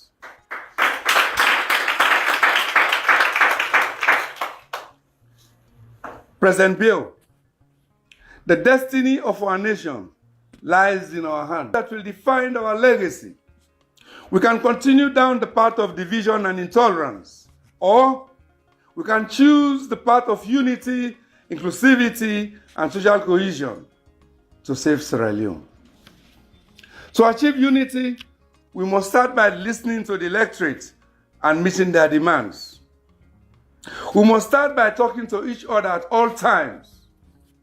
We must adhere to the communique agreement in its entirety. We cannot afford further delays, as any delay will be seen as a lack of respect for an agreement we willingly entered into, and more importantly, a lack of respect for the people of Sierra Leone and our international partners. Absolutely. The All People's Congress Party understands the importance of peace and unity in Sierra Leone. We in the APC family believe that a divided country is a weakened, distinguished members. We recognize that the communique is not a destination, but a starting point. Distinguished a starting point towards members restoring the unity, justice, democracy, and social cohesion that our nation so desperately needs. Today, we reaffirm our commitment as a party to this agreement, and we pledge to work with the government to ensure that it becomes more than just words on paper. Let us remember that responsibility to unite our country and foster social cohesion is not the sole burden of one political party, but a collective endeavor that requires all of us. Let us work together, hand in hand, to build a Sierra Leone where where our diversity is strength, and where peace and unity prevail. Once again, I extend profound sympathy to the families of those who lost their loved ones, those who have suffered the indignity, political intimidation, as well as those who are maimed or who lost their properties before, during, and after the election, just out of political misdirection. Political expediency should be put above your ultimate sacrifices, but not above the supreme interest of the nation. Okay. Let me thank the mediators, led by former Vice President of the Gambia, Her Excellency Madam Fatoumata Jallow Tambajang, representing the AU and ECOWAS, retired George Musaga from Kenya, who led the Commonwealth team, backup technical experts, the diplomatic community, and our development partners, who showed keen interest and supported the dialogue process in diverse ways. Thanks also to the Peace Commission and the SLPP-led leadership for their role toward a successful inter-party dialogue. We all deserve tremendous thanks and appreciation for our understanding, even at a time when there is a range of several non-election related sufferings that are hitting us hard in our daily spheres of life. I cannot help but to continue to plead very passionately that we exercise patience and remain resolute as we advance the dialogue process. the dialogue was not meant to be controversial or confrontational. It really should not be. This is something we all should want to sustain as we strive to restore confidence in our interpersonal relations and in our election system. I hereby wish to reiterate my unyielding commitment to continue to advance and protect your supreme interests, no matter who you are or what tribe, region, or political inclinations you belong to. It is only in challenging times like these that our true strength, our sincerity, our togetherness will shine. We can be a voice for the voiceless, advocate for social justice, and champion to overcome the causes that divide us as a people. My resolve is unshakable, and my commitment to our ideals unwavering. For the cleaning up of our heavily tainted and corrupted election system, and bringing back our development on track, I am leading, and I will continue to lead, a good fight for a noble cause to the glory of God.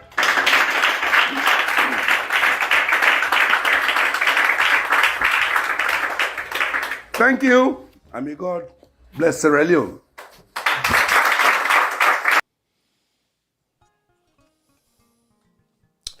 All right, guys.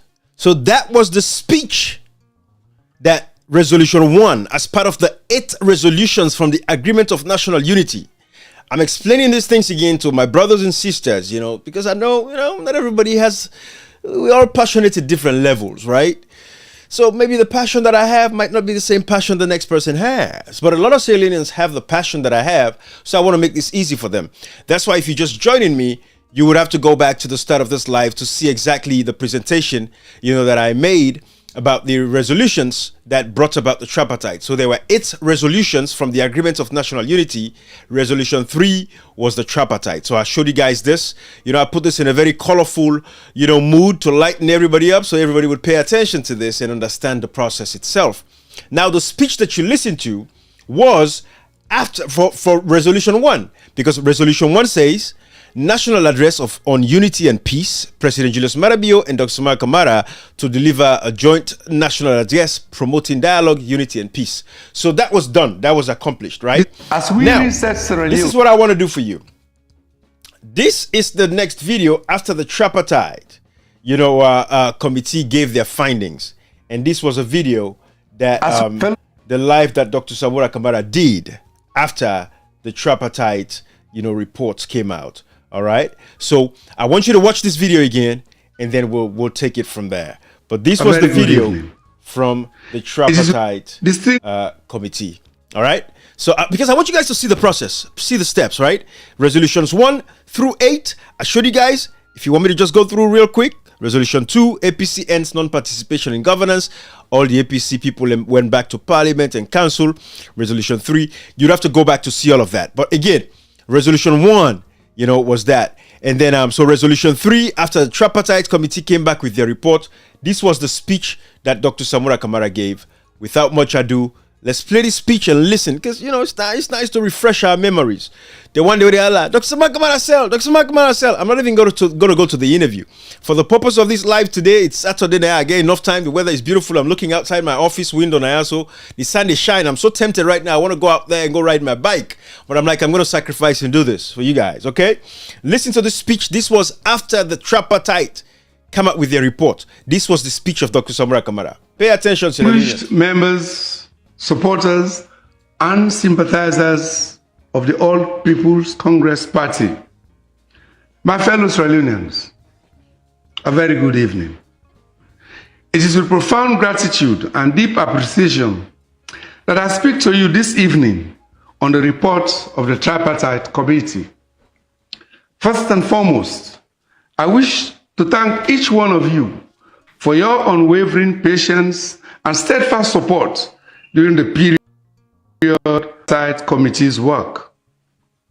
Your resilience and commitment for national peace, unity, and security as we pursue our cause have been nothing short of inspirational. Let us remind ourselves as to what led to the formation of the Tripartite Committee. This committee was born out of a necessity by both the APC and the SLPP government, supported by our international supporters, to restore faith in our electoral processes and to ensure that the will of the people is upheld in the most transparent and credible manner possible. On June 24, 2023, Sierra Leone held its multi-tier elections, which included presidential, parliamentary, mayoral, and local council elections. The Electoral Commission for Sierra Leone, ECSL, declared incumbent President Julius Maada Bio as the winner with 56.1% of the votes. However, this announcement was met with significant resistance and allegations of irregularities from the opposition, the All People's Congress Party, oh yes, and local and international election observers. Mm-hmm. The APC, along with several observers, raised serious concerns about the electoral process before, during, and after the elections. Right. These included a widely condemned midterm census, the introduction of the district block proportional representation system with limited consultation, the high threshold that restricted smaller parties' participation, and issues with the voter register. Operational challenges such as the poor quality of voter identification cards and delayed delivery of ballot boxes further exacerbated within the ECSL cast a shadow over its integrity issues, led to heightened state of tension between the ruling SLPP government and the opposition APC. To address, a 3-day mediated dialogue was organized from October 16 to 18. This dialogue was facilitated by the Commonwealth and the Independent Commission for Peace and National Cohesion. Through these efforts, the Agreement for National Unity was signed between the government of Sierra Leone and the APC. A key outcome of this agreement was the establishment of the Cross-Party Committee on Electoral Systems and Management Bodies Review, known as the Tripartite Committee. This committee was tasked with a vital mission to review and examine the electoral systems, structures, and processes of the 2023 elections and previous electoral cycles. Its mandate included assessing the legal framework, operational capacity of the ECSL, and proposing reforms to enhance transparency and in future elections. The committee was co-chaired by the government, the APC, and the development partners, and was composed of 7 members each from the government and the APC.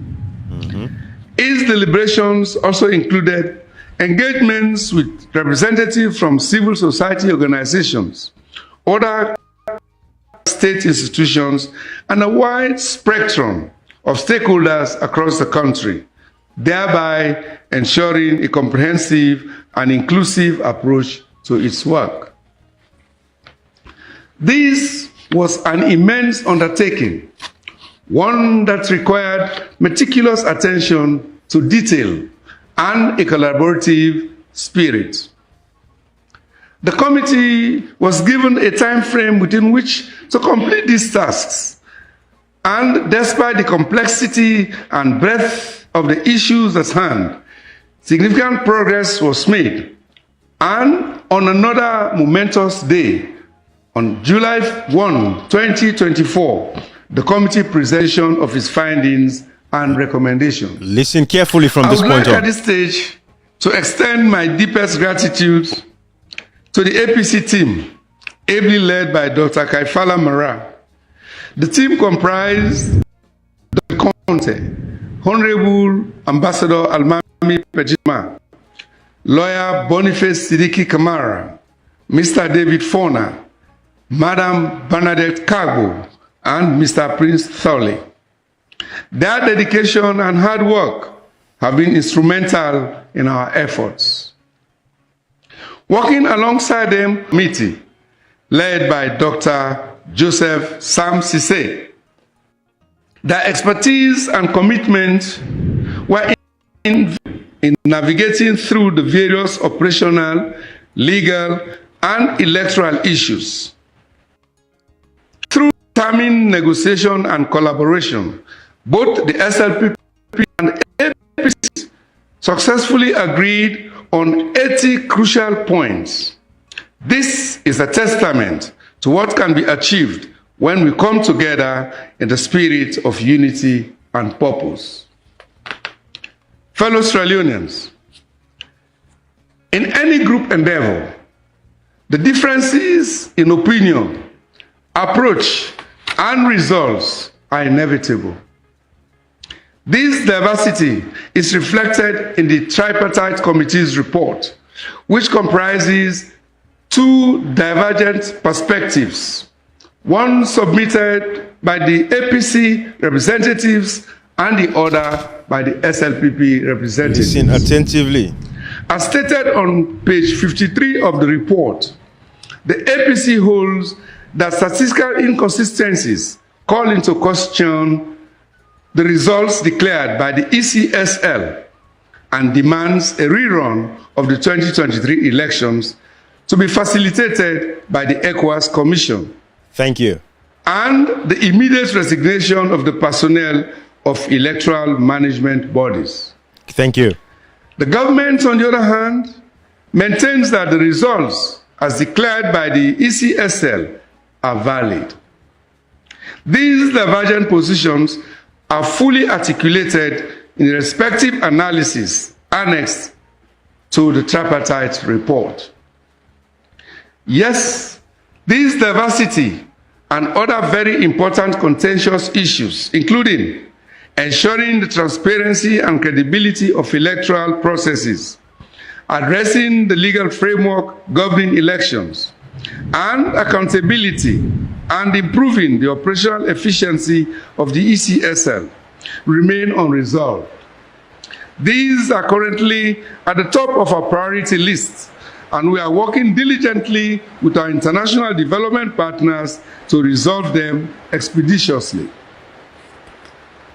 Fellow Australians, we have consistently demonstrated our belief in the tenets of democracy, and in every democratic election, it is vital that as voters, we understand how our votes are counted and who among all the candidates received the highest number of votes based on a transparent and fair counting process.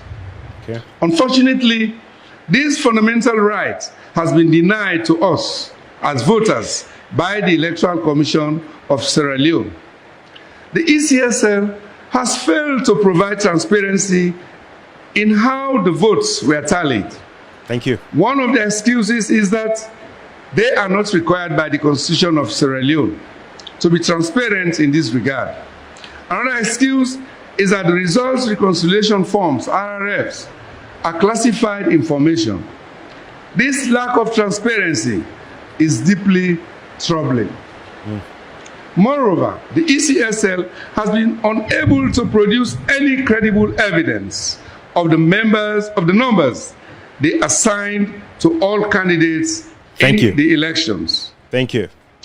Equally alarming is the fact that the SLPP party, which was declared the winner, has also failed to provide any credible evidence to support the votes they were assigned. Listen attentively. It is indeed strange that both the elections management body and the party declared as winners cannot produce tangible evidence to support their claims. This coincidence is too significant to ignore. Furthermore, Absolutely. the APC provided evidence in the form of verifiable results reconciliation forms, RRFs, from 70.2% of polling stations nationwide, signed by the ECSL officials, party agents, and observers, showing that Dr. Samura Kamara had a commanding lead with 57.15% of the votes, making it impossible for the SFP candidate to win at the first ballot. Okay. The APC has also been able to demonstrate the gross inconsistencies and mathematical impossibilities in the ECSL's partial 60% and final 100% announced presidential results. Thank you.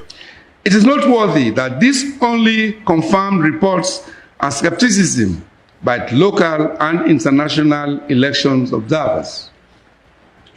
Considering these findings, one of our key recommendations is for a rerun of the elections to be conducted by ECOWAS immediately. Thank you. This step is essential to restoring the faith of the people in our electoral process and ensuring that the true will of the Sierra Leonean people is reflected in the results. Thank you. The integrity of our electoral process is the bedrock of our democracy. The voters of Sierra Leone deserve to know that their votes are counted accurately and transparently. Okay. The ECSL's refusal to provide this transparency undermines the very foundation of our democratic system. Okay. Our voters must have faith in the electoral process, and it is the duty of the ECSL to ensure this faith is upheld. Okay. The failure to produce the RRFs and the subsequent excuses offered are unacceptable. We must demand accountability and transparency in our elections to maintain the trust of the people. Okay. Let us stand together in our demand for a transparent and fair electoral process. Let us continue to support the principles of democracy and ensure that the will of the people is respected and accurately reflected in the election results. Okay. The APC party leadership and I have been, for the past 12 months, totally immersed in the struggle for electoral justice, the fight to protect your votes. Okay. This has been a very difficult battle to save our democracy. At the same time, we have had to navigate the rough seas of doubters, misinformers, disinformers, and distractors. And I can assure you that it has not been easy, but also not insurmountable. In spite of these troubles, it is my firm conviction that our country must now depart from the old normal, which is the business as usual style of politics. There can be no progress, no democracy, no development where the people are ignored and deprived of their right to choose. This is the desired politics for the people. In light of what we see happening in many parts of the world, it will be insane for us, political leaders, civil society, and international partners to disregard the people's demand for electoral justice in Sierra Leone. The sword that was opened in June 23 cannot be healed unless it is cleaned. What's happened in Sierra Leone in June 2023 is a precedent, a very bad precedent, which, if not corrected, will be a template for future political parties to copy. Oh yeah. In this regard, those who think that the same ECSL that conducted the disastrous 2023 elections will miraculously change and conduct a clean, credible, and transparent elections in 2028 are certainly dreaming. You're dreaming. New laws will not change old bad habits. Absolutely not. Therefore, if the current ECSL leadership and personnel are not held accountable for the mismanagement of elections in 2023, they will surely be emboldened and will close the ranks in order to deal the final blow on democracy in Sierra Leone. Oh, yeah.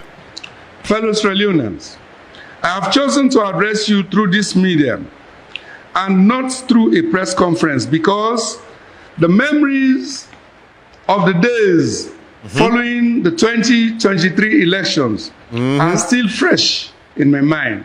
Yep.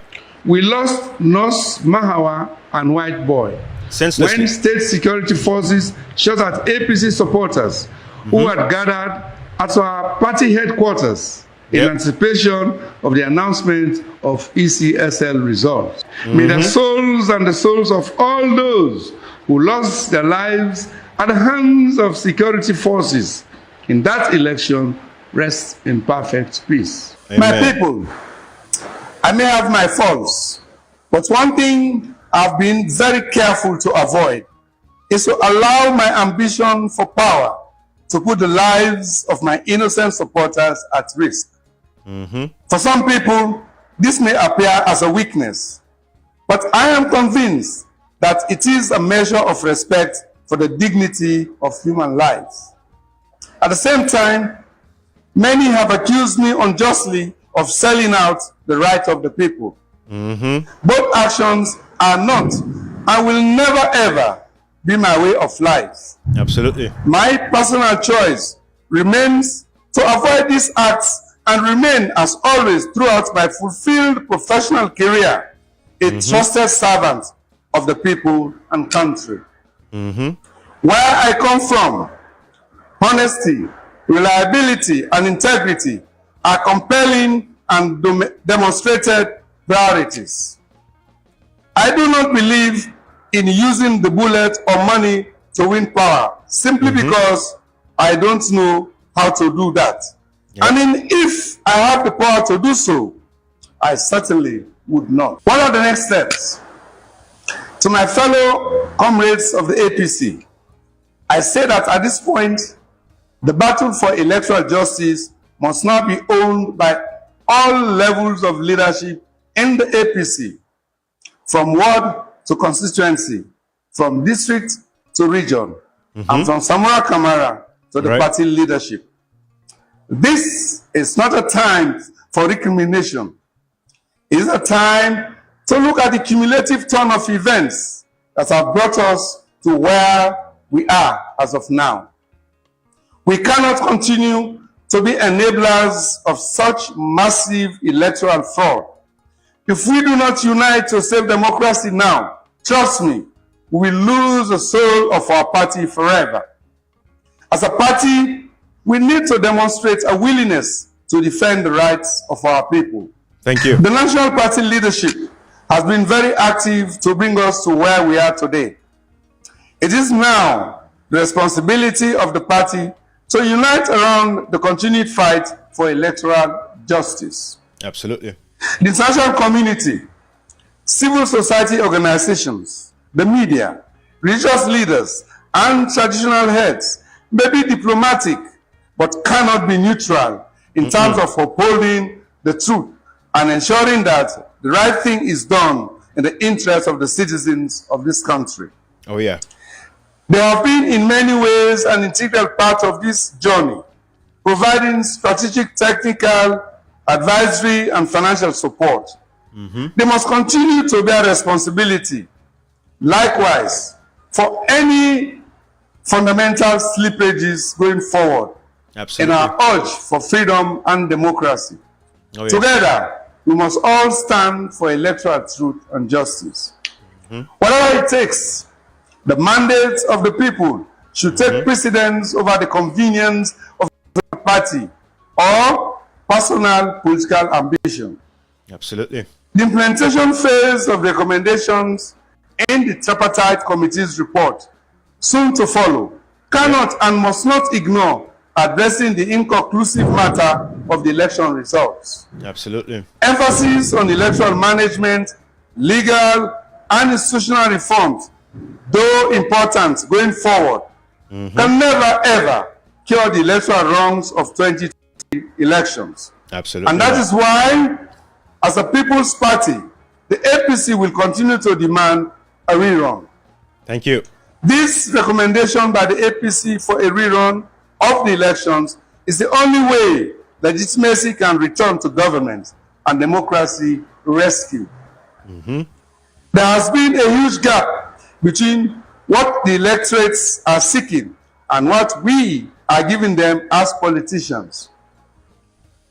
Going to the 2023 elections, the people were increasingly angered by the high cost of living, the collapse of our currency, high taxation, high cost of electricity, transportation, and food items, public institutions wrecked by unprecedented politicization and state capture, stagnating economic growth, and diminishing opportunities for employment and better livelihoods. Mm-hmm.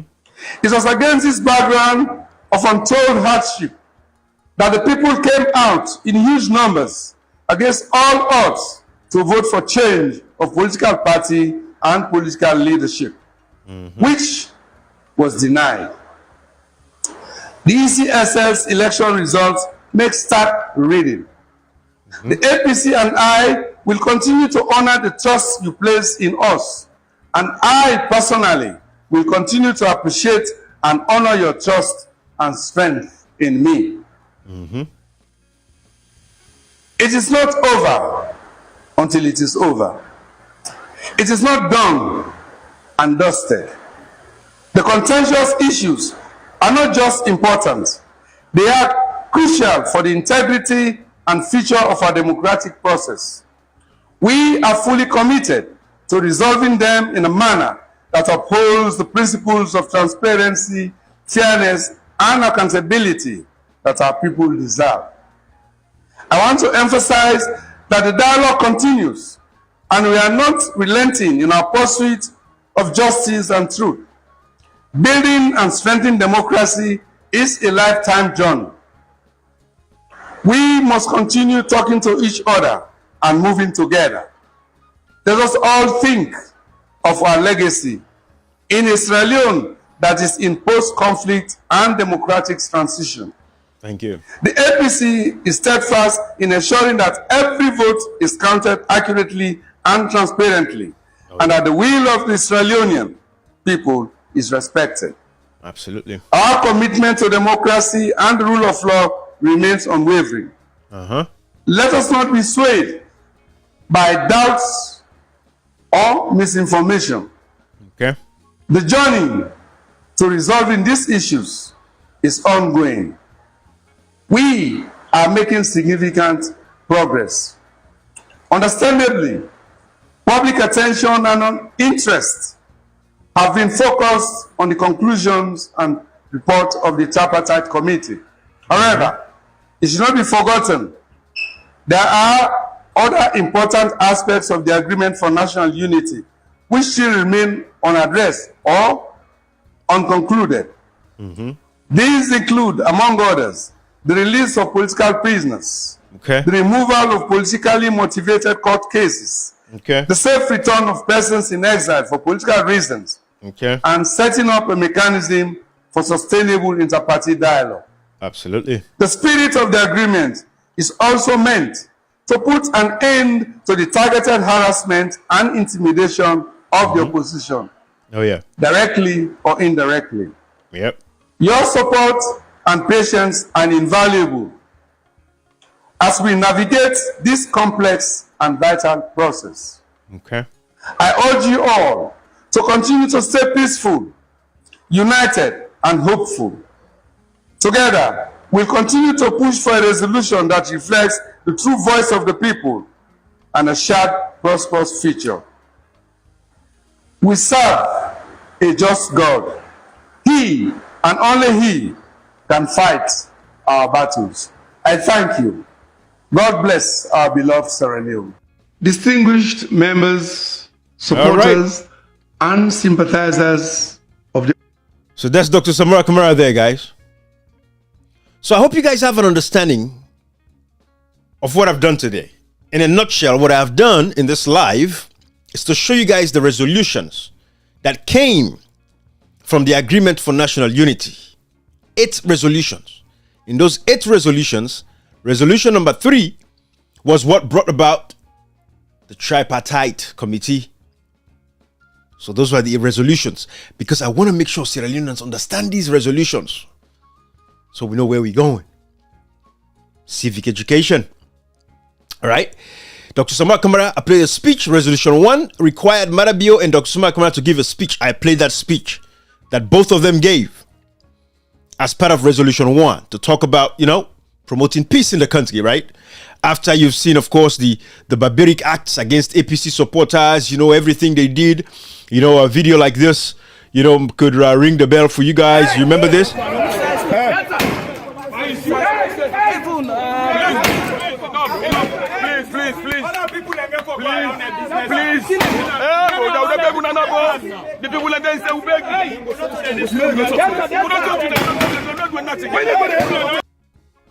You guys remember these videos, right? After all of this, what the APC people went through, the killings, the beatings, right? All of the violence against our people. You guys remember all of that. I don't have to say anything about that anymore, right? So that is very clear. That is very sacrosanct, right? We all know that. So that was that, right? That was that. Whilst we were talking about ID card, not to, swear away here, but anyways, that's a live I could do another day talking about the ID cards for the elections and how it went. But I want to play this video of Ambassador David, Rima. Ambassador David Rima was the last ambassador before Brian Hunt came. I wanted you to listen to this interview that he gave before he left Sierra Leone abruptly without even saying goodbye to Mada Bio, because the man was so pissed that the election was rigged. So I want to play this for you. Listen to this interview, and we'll take it from there. But listen to this.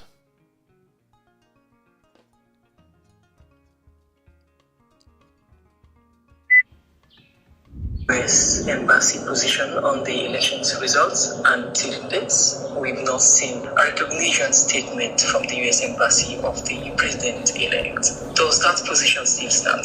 The United States is concerned about irregularities in the results that were announced by the ECSL.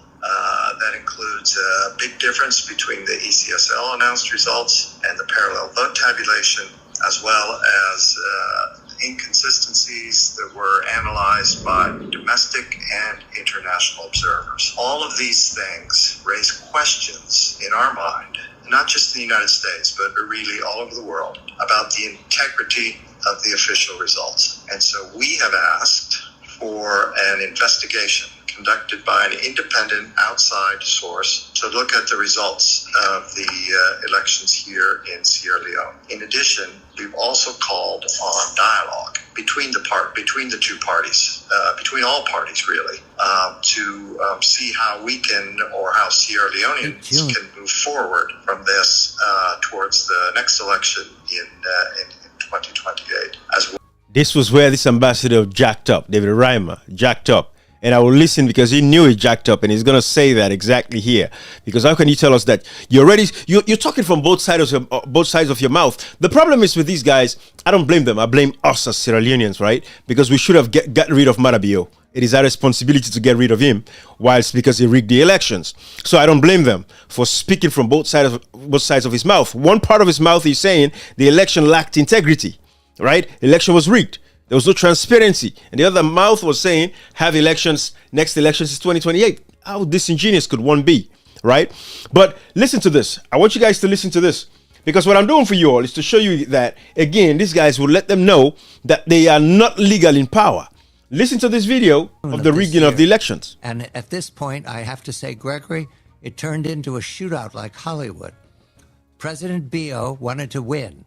He was challenged by a man named Kamara. What happened?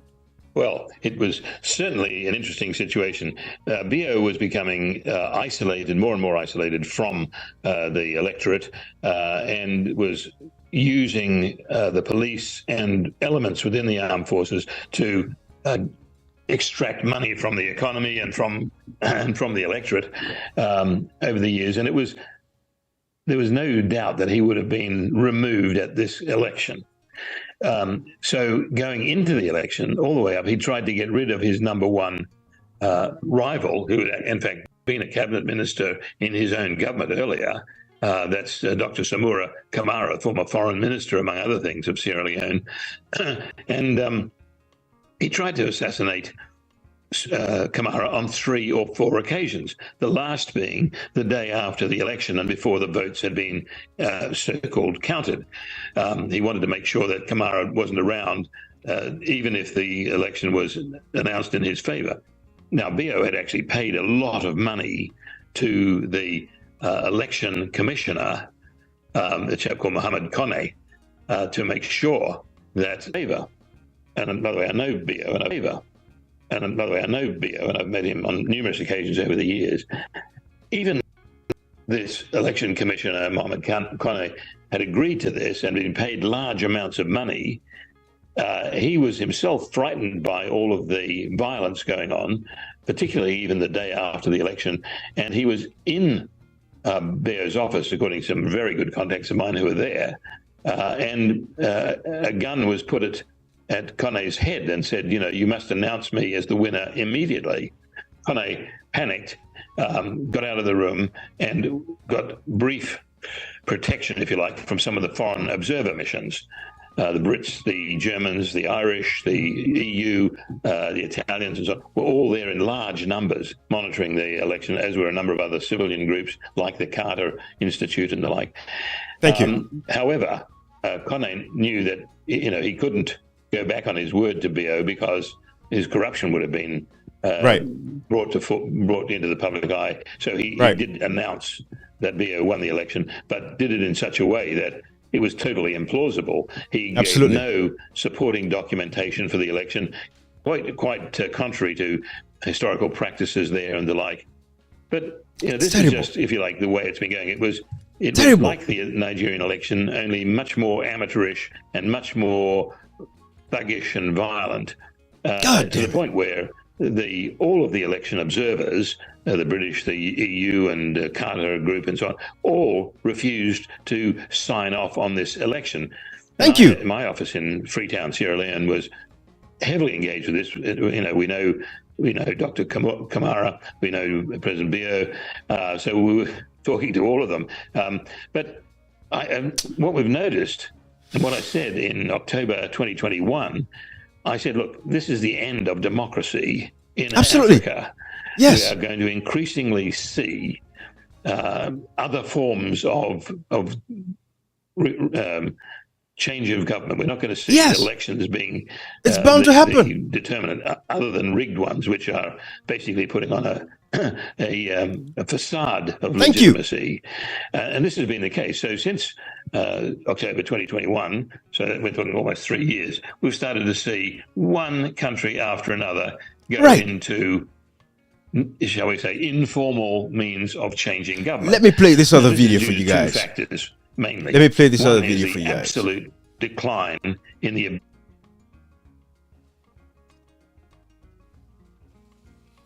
Listen to this guy.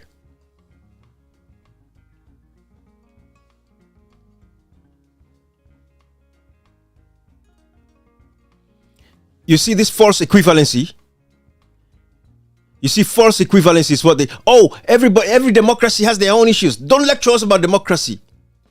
How is our democracy going to improve when we cannot even have free and fair elections? This is Ibrahim Tawa, SLPP in the Western area. That's where he has his seat from the Western area. Ibrahim Tawa. Now on the side of the SLPP, destroying democracy. This was the facade they put up after they rigged the elections. Don't lecture us about democracy. Listen to him.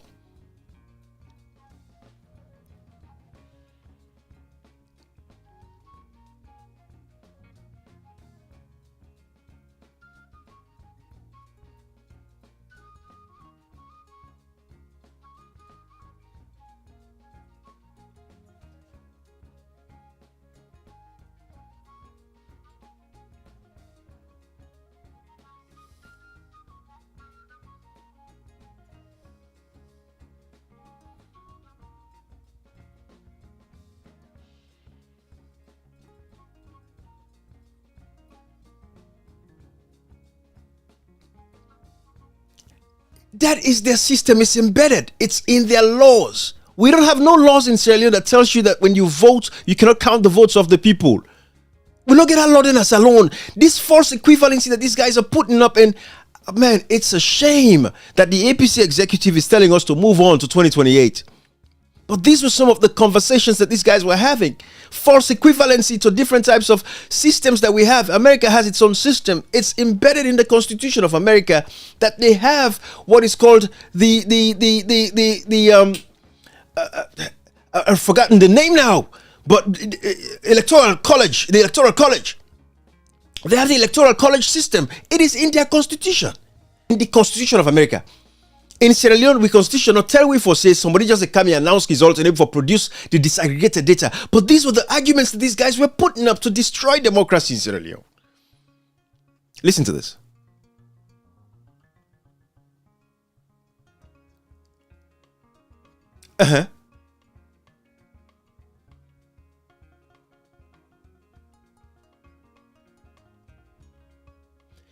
The observers were not dictating anything. They say tabulate the results so that everybody sees that. What is there about democracy that the observers should not tell you what to or dictate to you? They're not dictating anything there. The observers were basically saying tabulate the results, project the results on the wall for everybody to see the tabulation process. What is that dictatorship? What is that, anybody forcing them to dictate to them about how they should conduct business? That is how election should be done. Transparency. These guys destroyed democracy in Sierra Leone.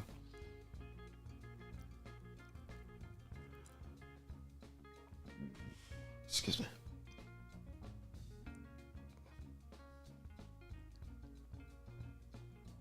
Their vote matters, and we don't have the disaggregated data up until this point. The votes of the people matter. Anyway, I don't want to waste my time time on this. But these are the things, guys. I just want you all to know. We're going to stand with Dr. Samura Kamara. We know it's not going to be too long. 2 years is going to mark in 2 days from now. It's going to be June 24. It's going to be 2 years. Actually, 3 days from today. So Monday is the 23rd. Tuesday is the 24th. So June 24th is on Tuesday. Where are we in the ongoing political transition? I think that is very crucial. I think that is very important. But for the purposes of this live, I think I've achieved my objective today to let you guys know what the 8 resolutions were, each resolution, what it meant. Again, you can go through and you can see and learn about these resolutions and take it from there, right? But this is what the resolutions were. I make them very colorful. You can start from the live again, from the start of the live.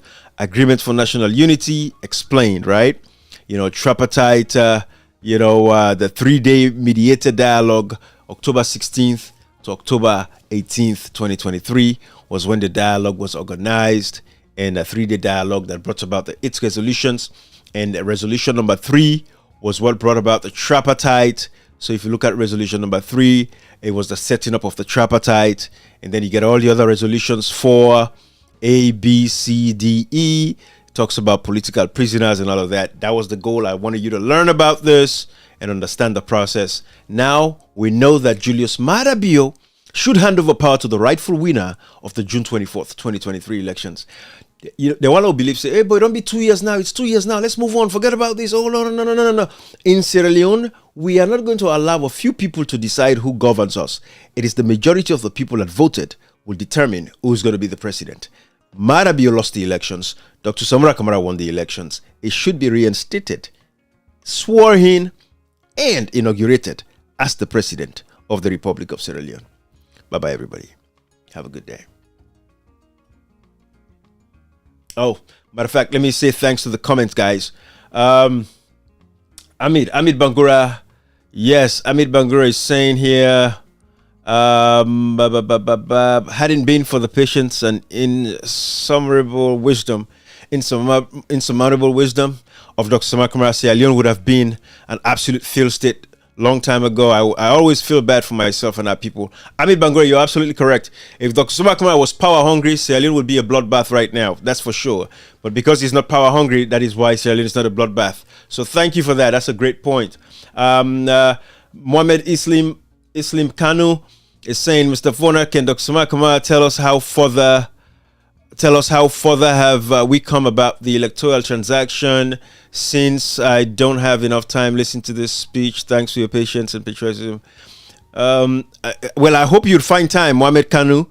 Find time later on to listen to the speech, okay? Because a lot of people claim they don't have enough time because they don't make time. But make time to listen to the speech later on, all right?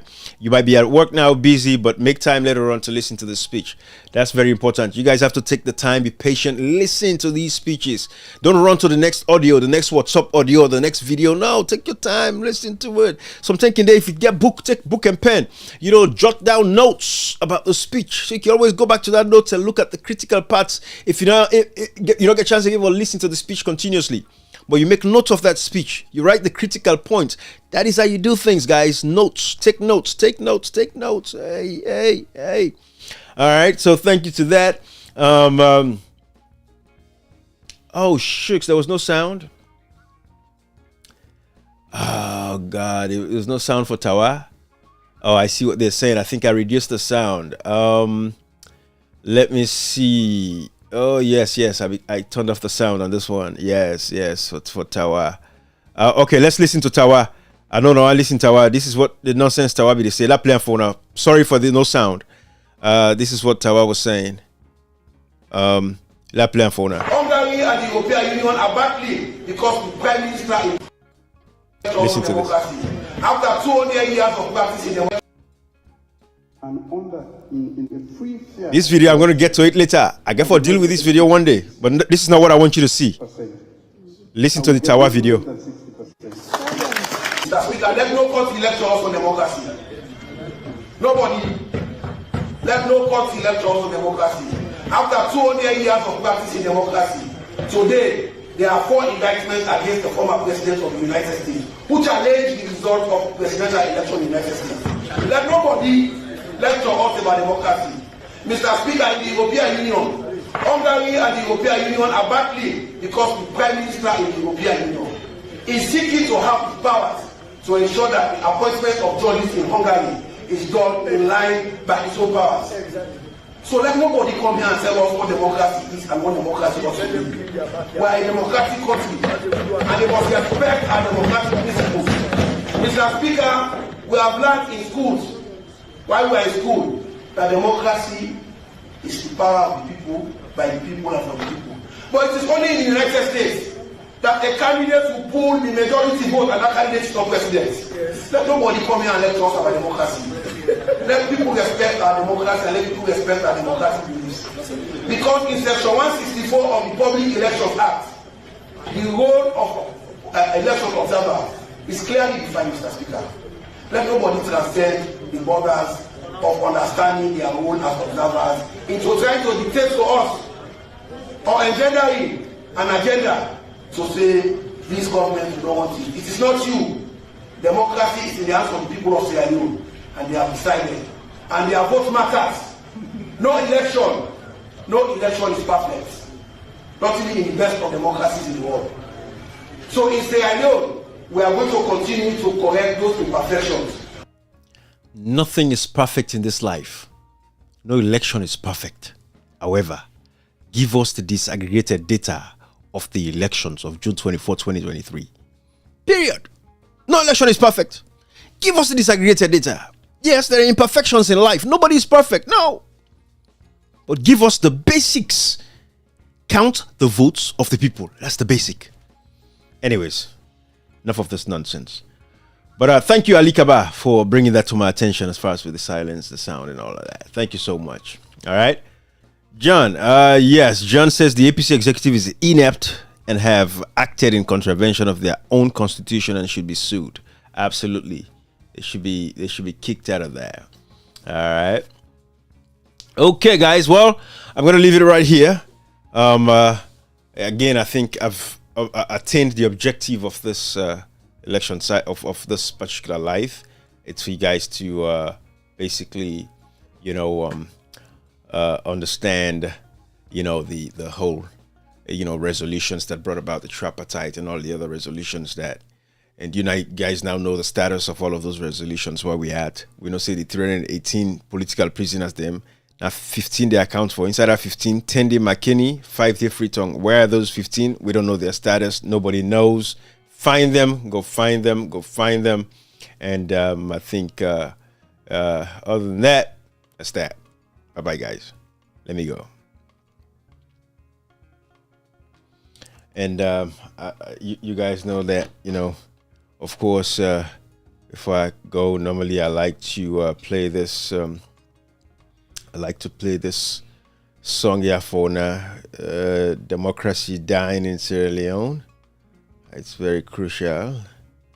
I think it's worth us listening to that song. By the way, I play this video for Una. For Una, now listen to this, mommy. No convention as a no election, yeah? We're not stupid enough. We know the number for good. They're going, dot two finger then by ink. For dot two finger then a ink. When they make they say, don't keep finger, hold us a beside. You don't get dotty finger all. When they do, they say, let's move on. When they go dotty, they don't get again, they say, can't don't keep finger. When can't don't keep finger, they say, let's move on. That move on, they don't stop. I say, you there, now they will do. This salary, that's what you get for the Bukuta. Now, so you get for the first, unless we get justice. I hope you guys understand exactly what she was talking about. No what this mommy say. No election. They say I'm tired of letting dirty their finger them, filtering their fingers, making a mess out of their fingers because of using the indelible ink. They are tired of people messing up their fingers to vote. At the end of the day, the results are not even there. What's the point of voting? Voter apathy.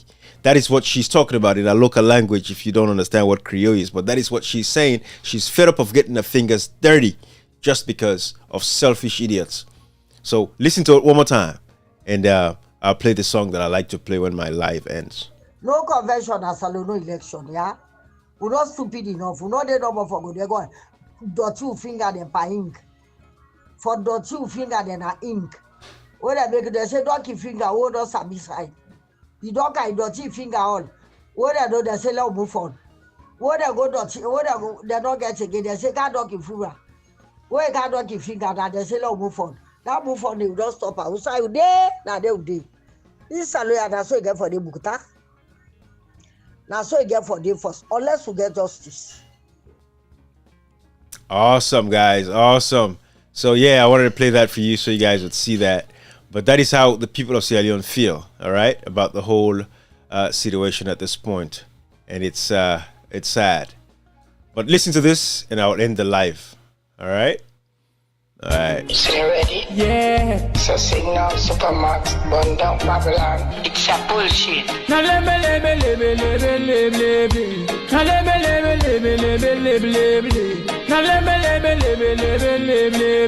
Now let me.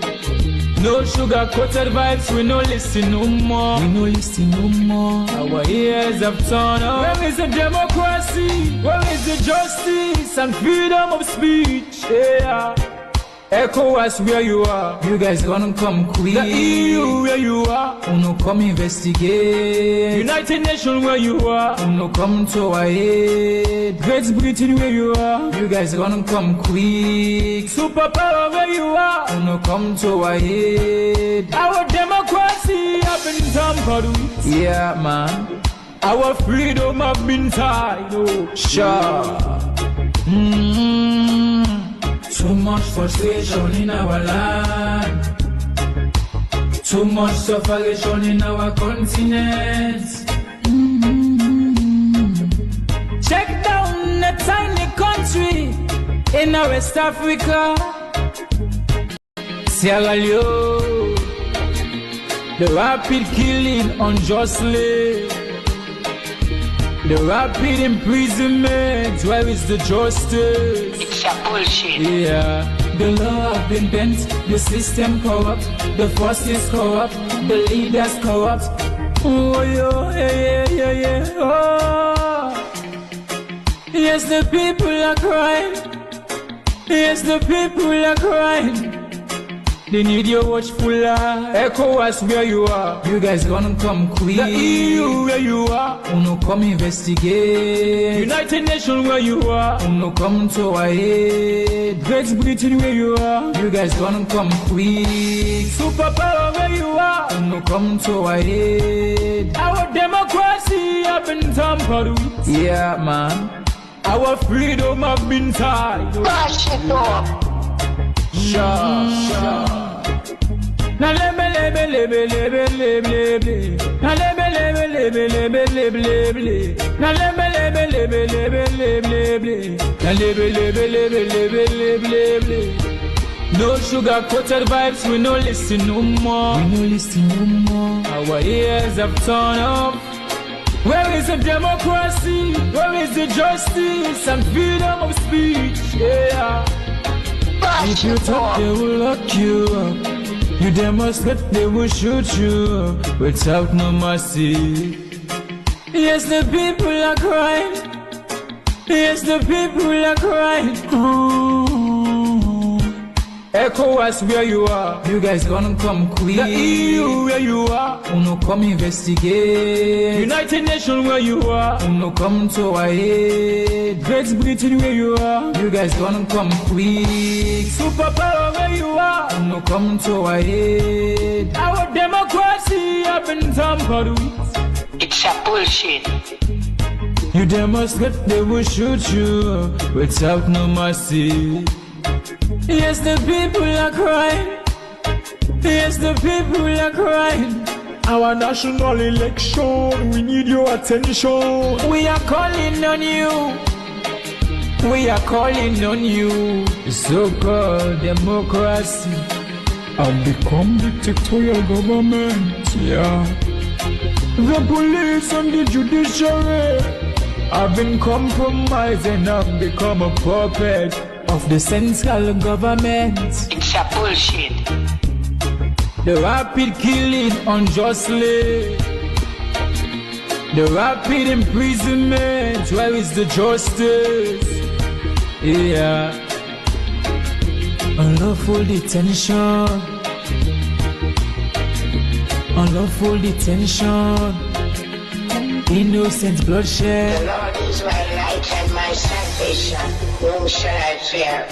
The Lord is the strength of my life. Of whom shall I be afraid? We are calling on international community, the IMF, the World Bank, the American government, the British government. There is so much political tension and intimidation going on in our country. Gross violation of human rights, no freedom of speech, no freedom of expression, unlawful arrest and detention of opposition people and their leaders, unlawful arrest and detention of musicians and civil rights activists, massive killing at mile 91, Tambo and Lozar, brutal murder and killing at the Pademba Road Prison, killing innocent people at Town Kalimba, children under 5, pregnant women, suckling women were brutally killed.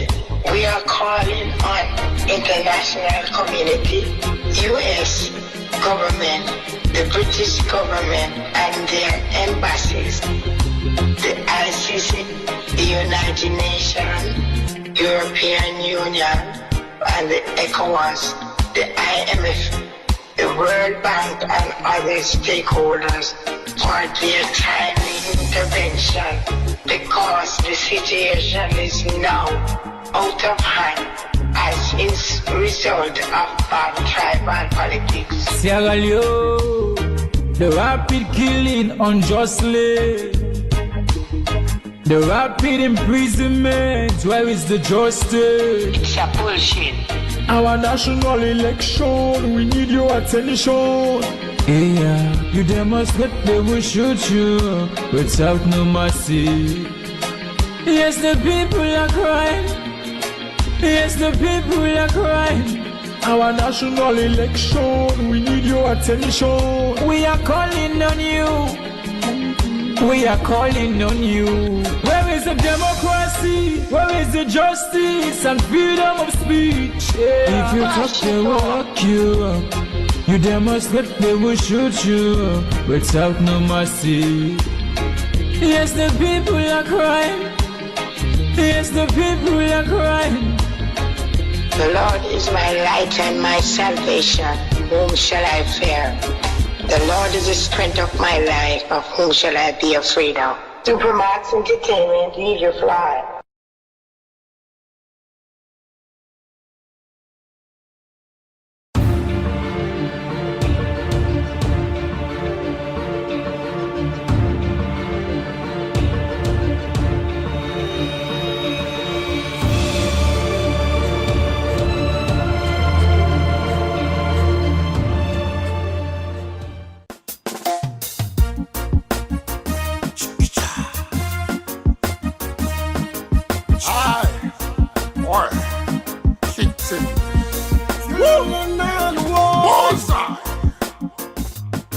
St. Costin. Hey, yo, Raga. Mercy. If not to be Jaja, now Simon go there. If not to be Jaja, then for make we don't run away. If not to be Jaja, now say we for stay. If not to be Jaja, enemies don't want to make we run away. I'm on the way. I'm on the way. I'm on the way. I'm on the way. I'm on the way. I'm on the way. Got your blessing the flow for me. Enemies then down shame. I'm on the way up, and it's the way I go. Jaja loving blessing the flow. I'm on the way up. Boom shakalaka rapa pum pum open fire. Me a this sling the video still go liar. Enemies don't try me, say them don't tire. Them a going low, me a going higher. Fire pon the wire, fire pon the wire. I get thin where I take them go higher. I top shot at thin real thin we blinking. Rastaman see me, no bling bling. Hey yo, I love it. I love it when they 4+4 and let them control the blood clot game. Them the back number 8. All the things I do for them, now me back the wires. You don't pray for me downfall, I love them make her elevate. I love it when they hate, it's a motivation. Thanks to Jah for the creation. No bad energy, we do elevation. We melody, not like another nation.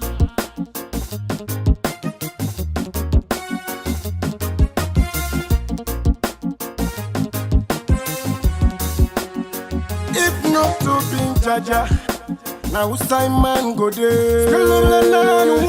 If not to be Jaja, then for make we don't run away. If not to be Jaja, now say we for stay. If not to be Jaja, enemies don't want to make we run away. I'm on the way. I'm on the way. I'm on the way. I'm on the way. I'm on the way. I'm on the way. I'm on the way. I'm on the way. Yeah.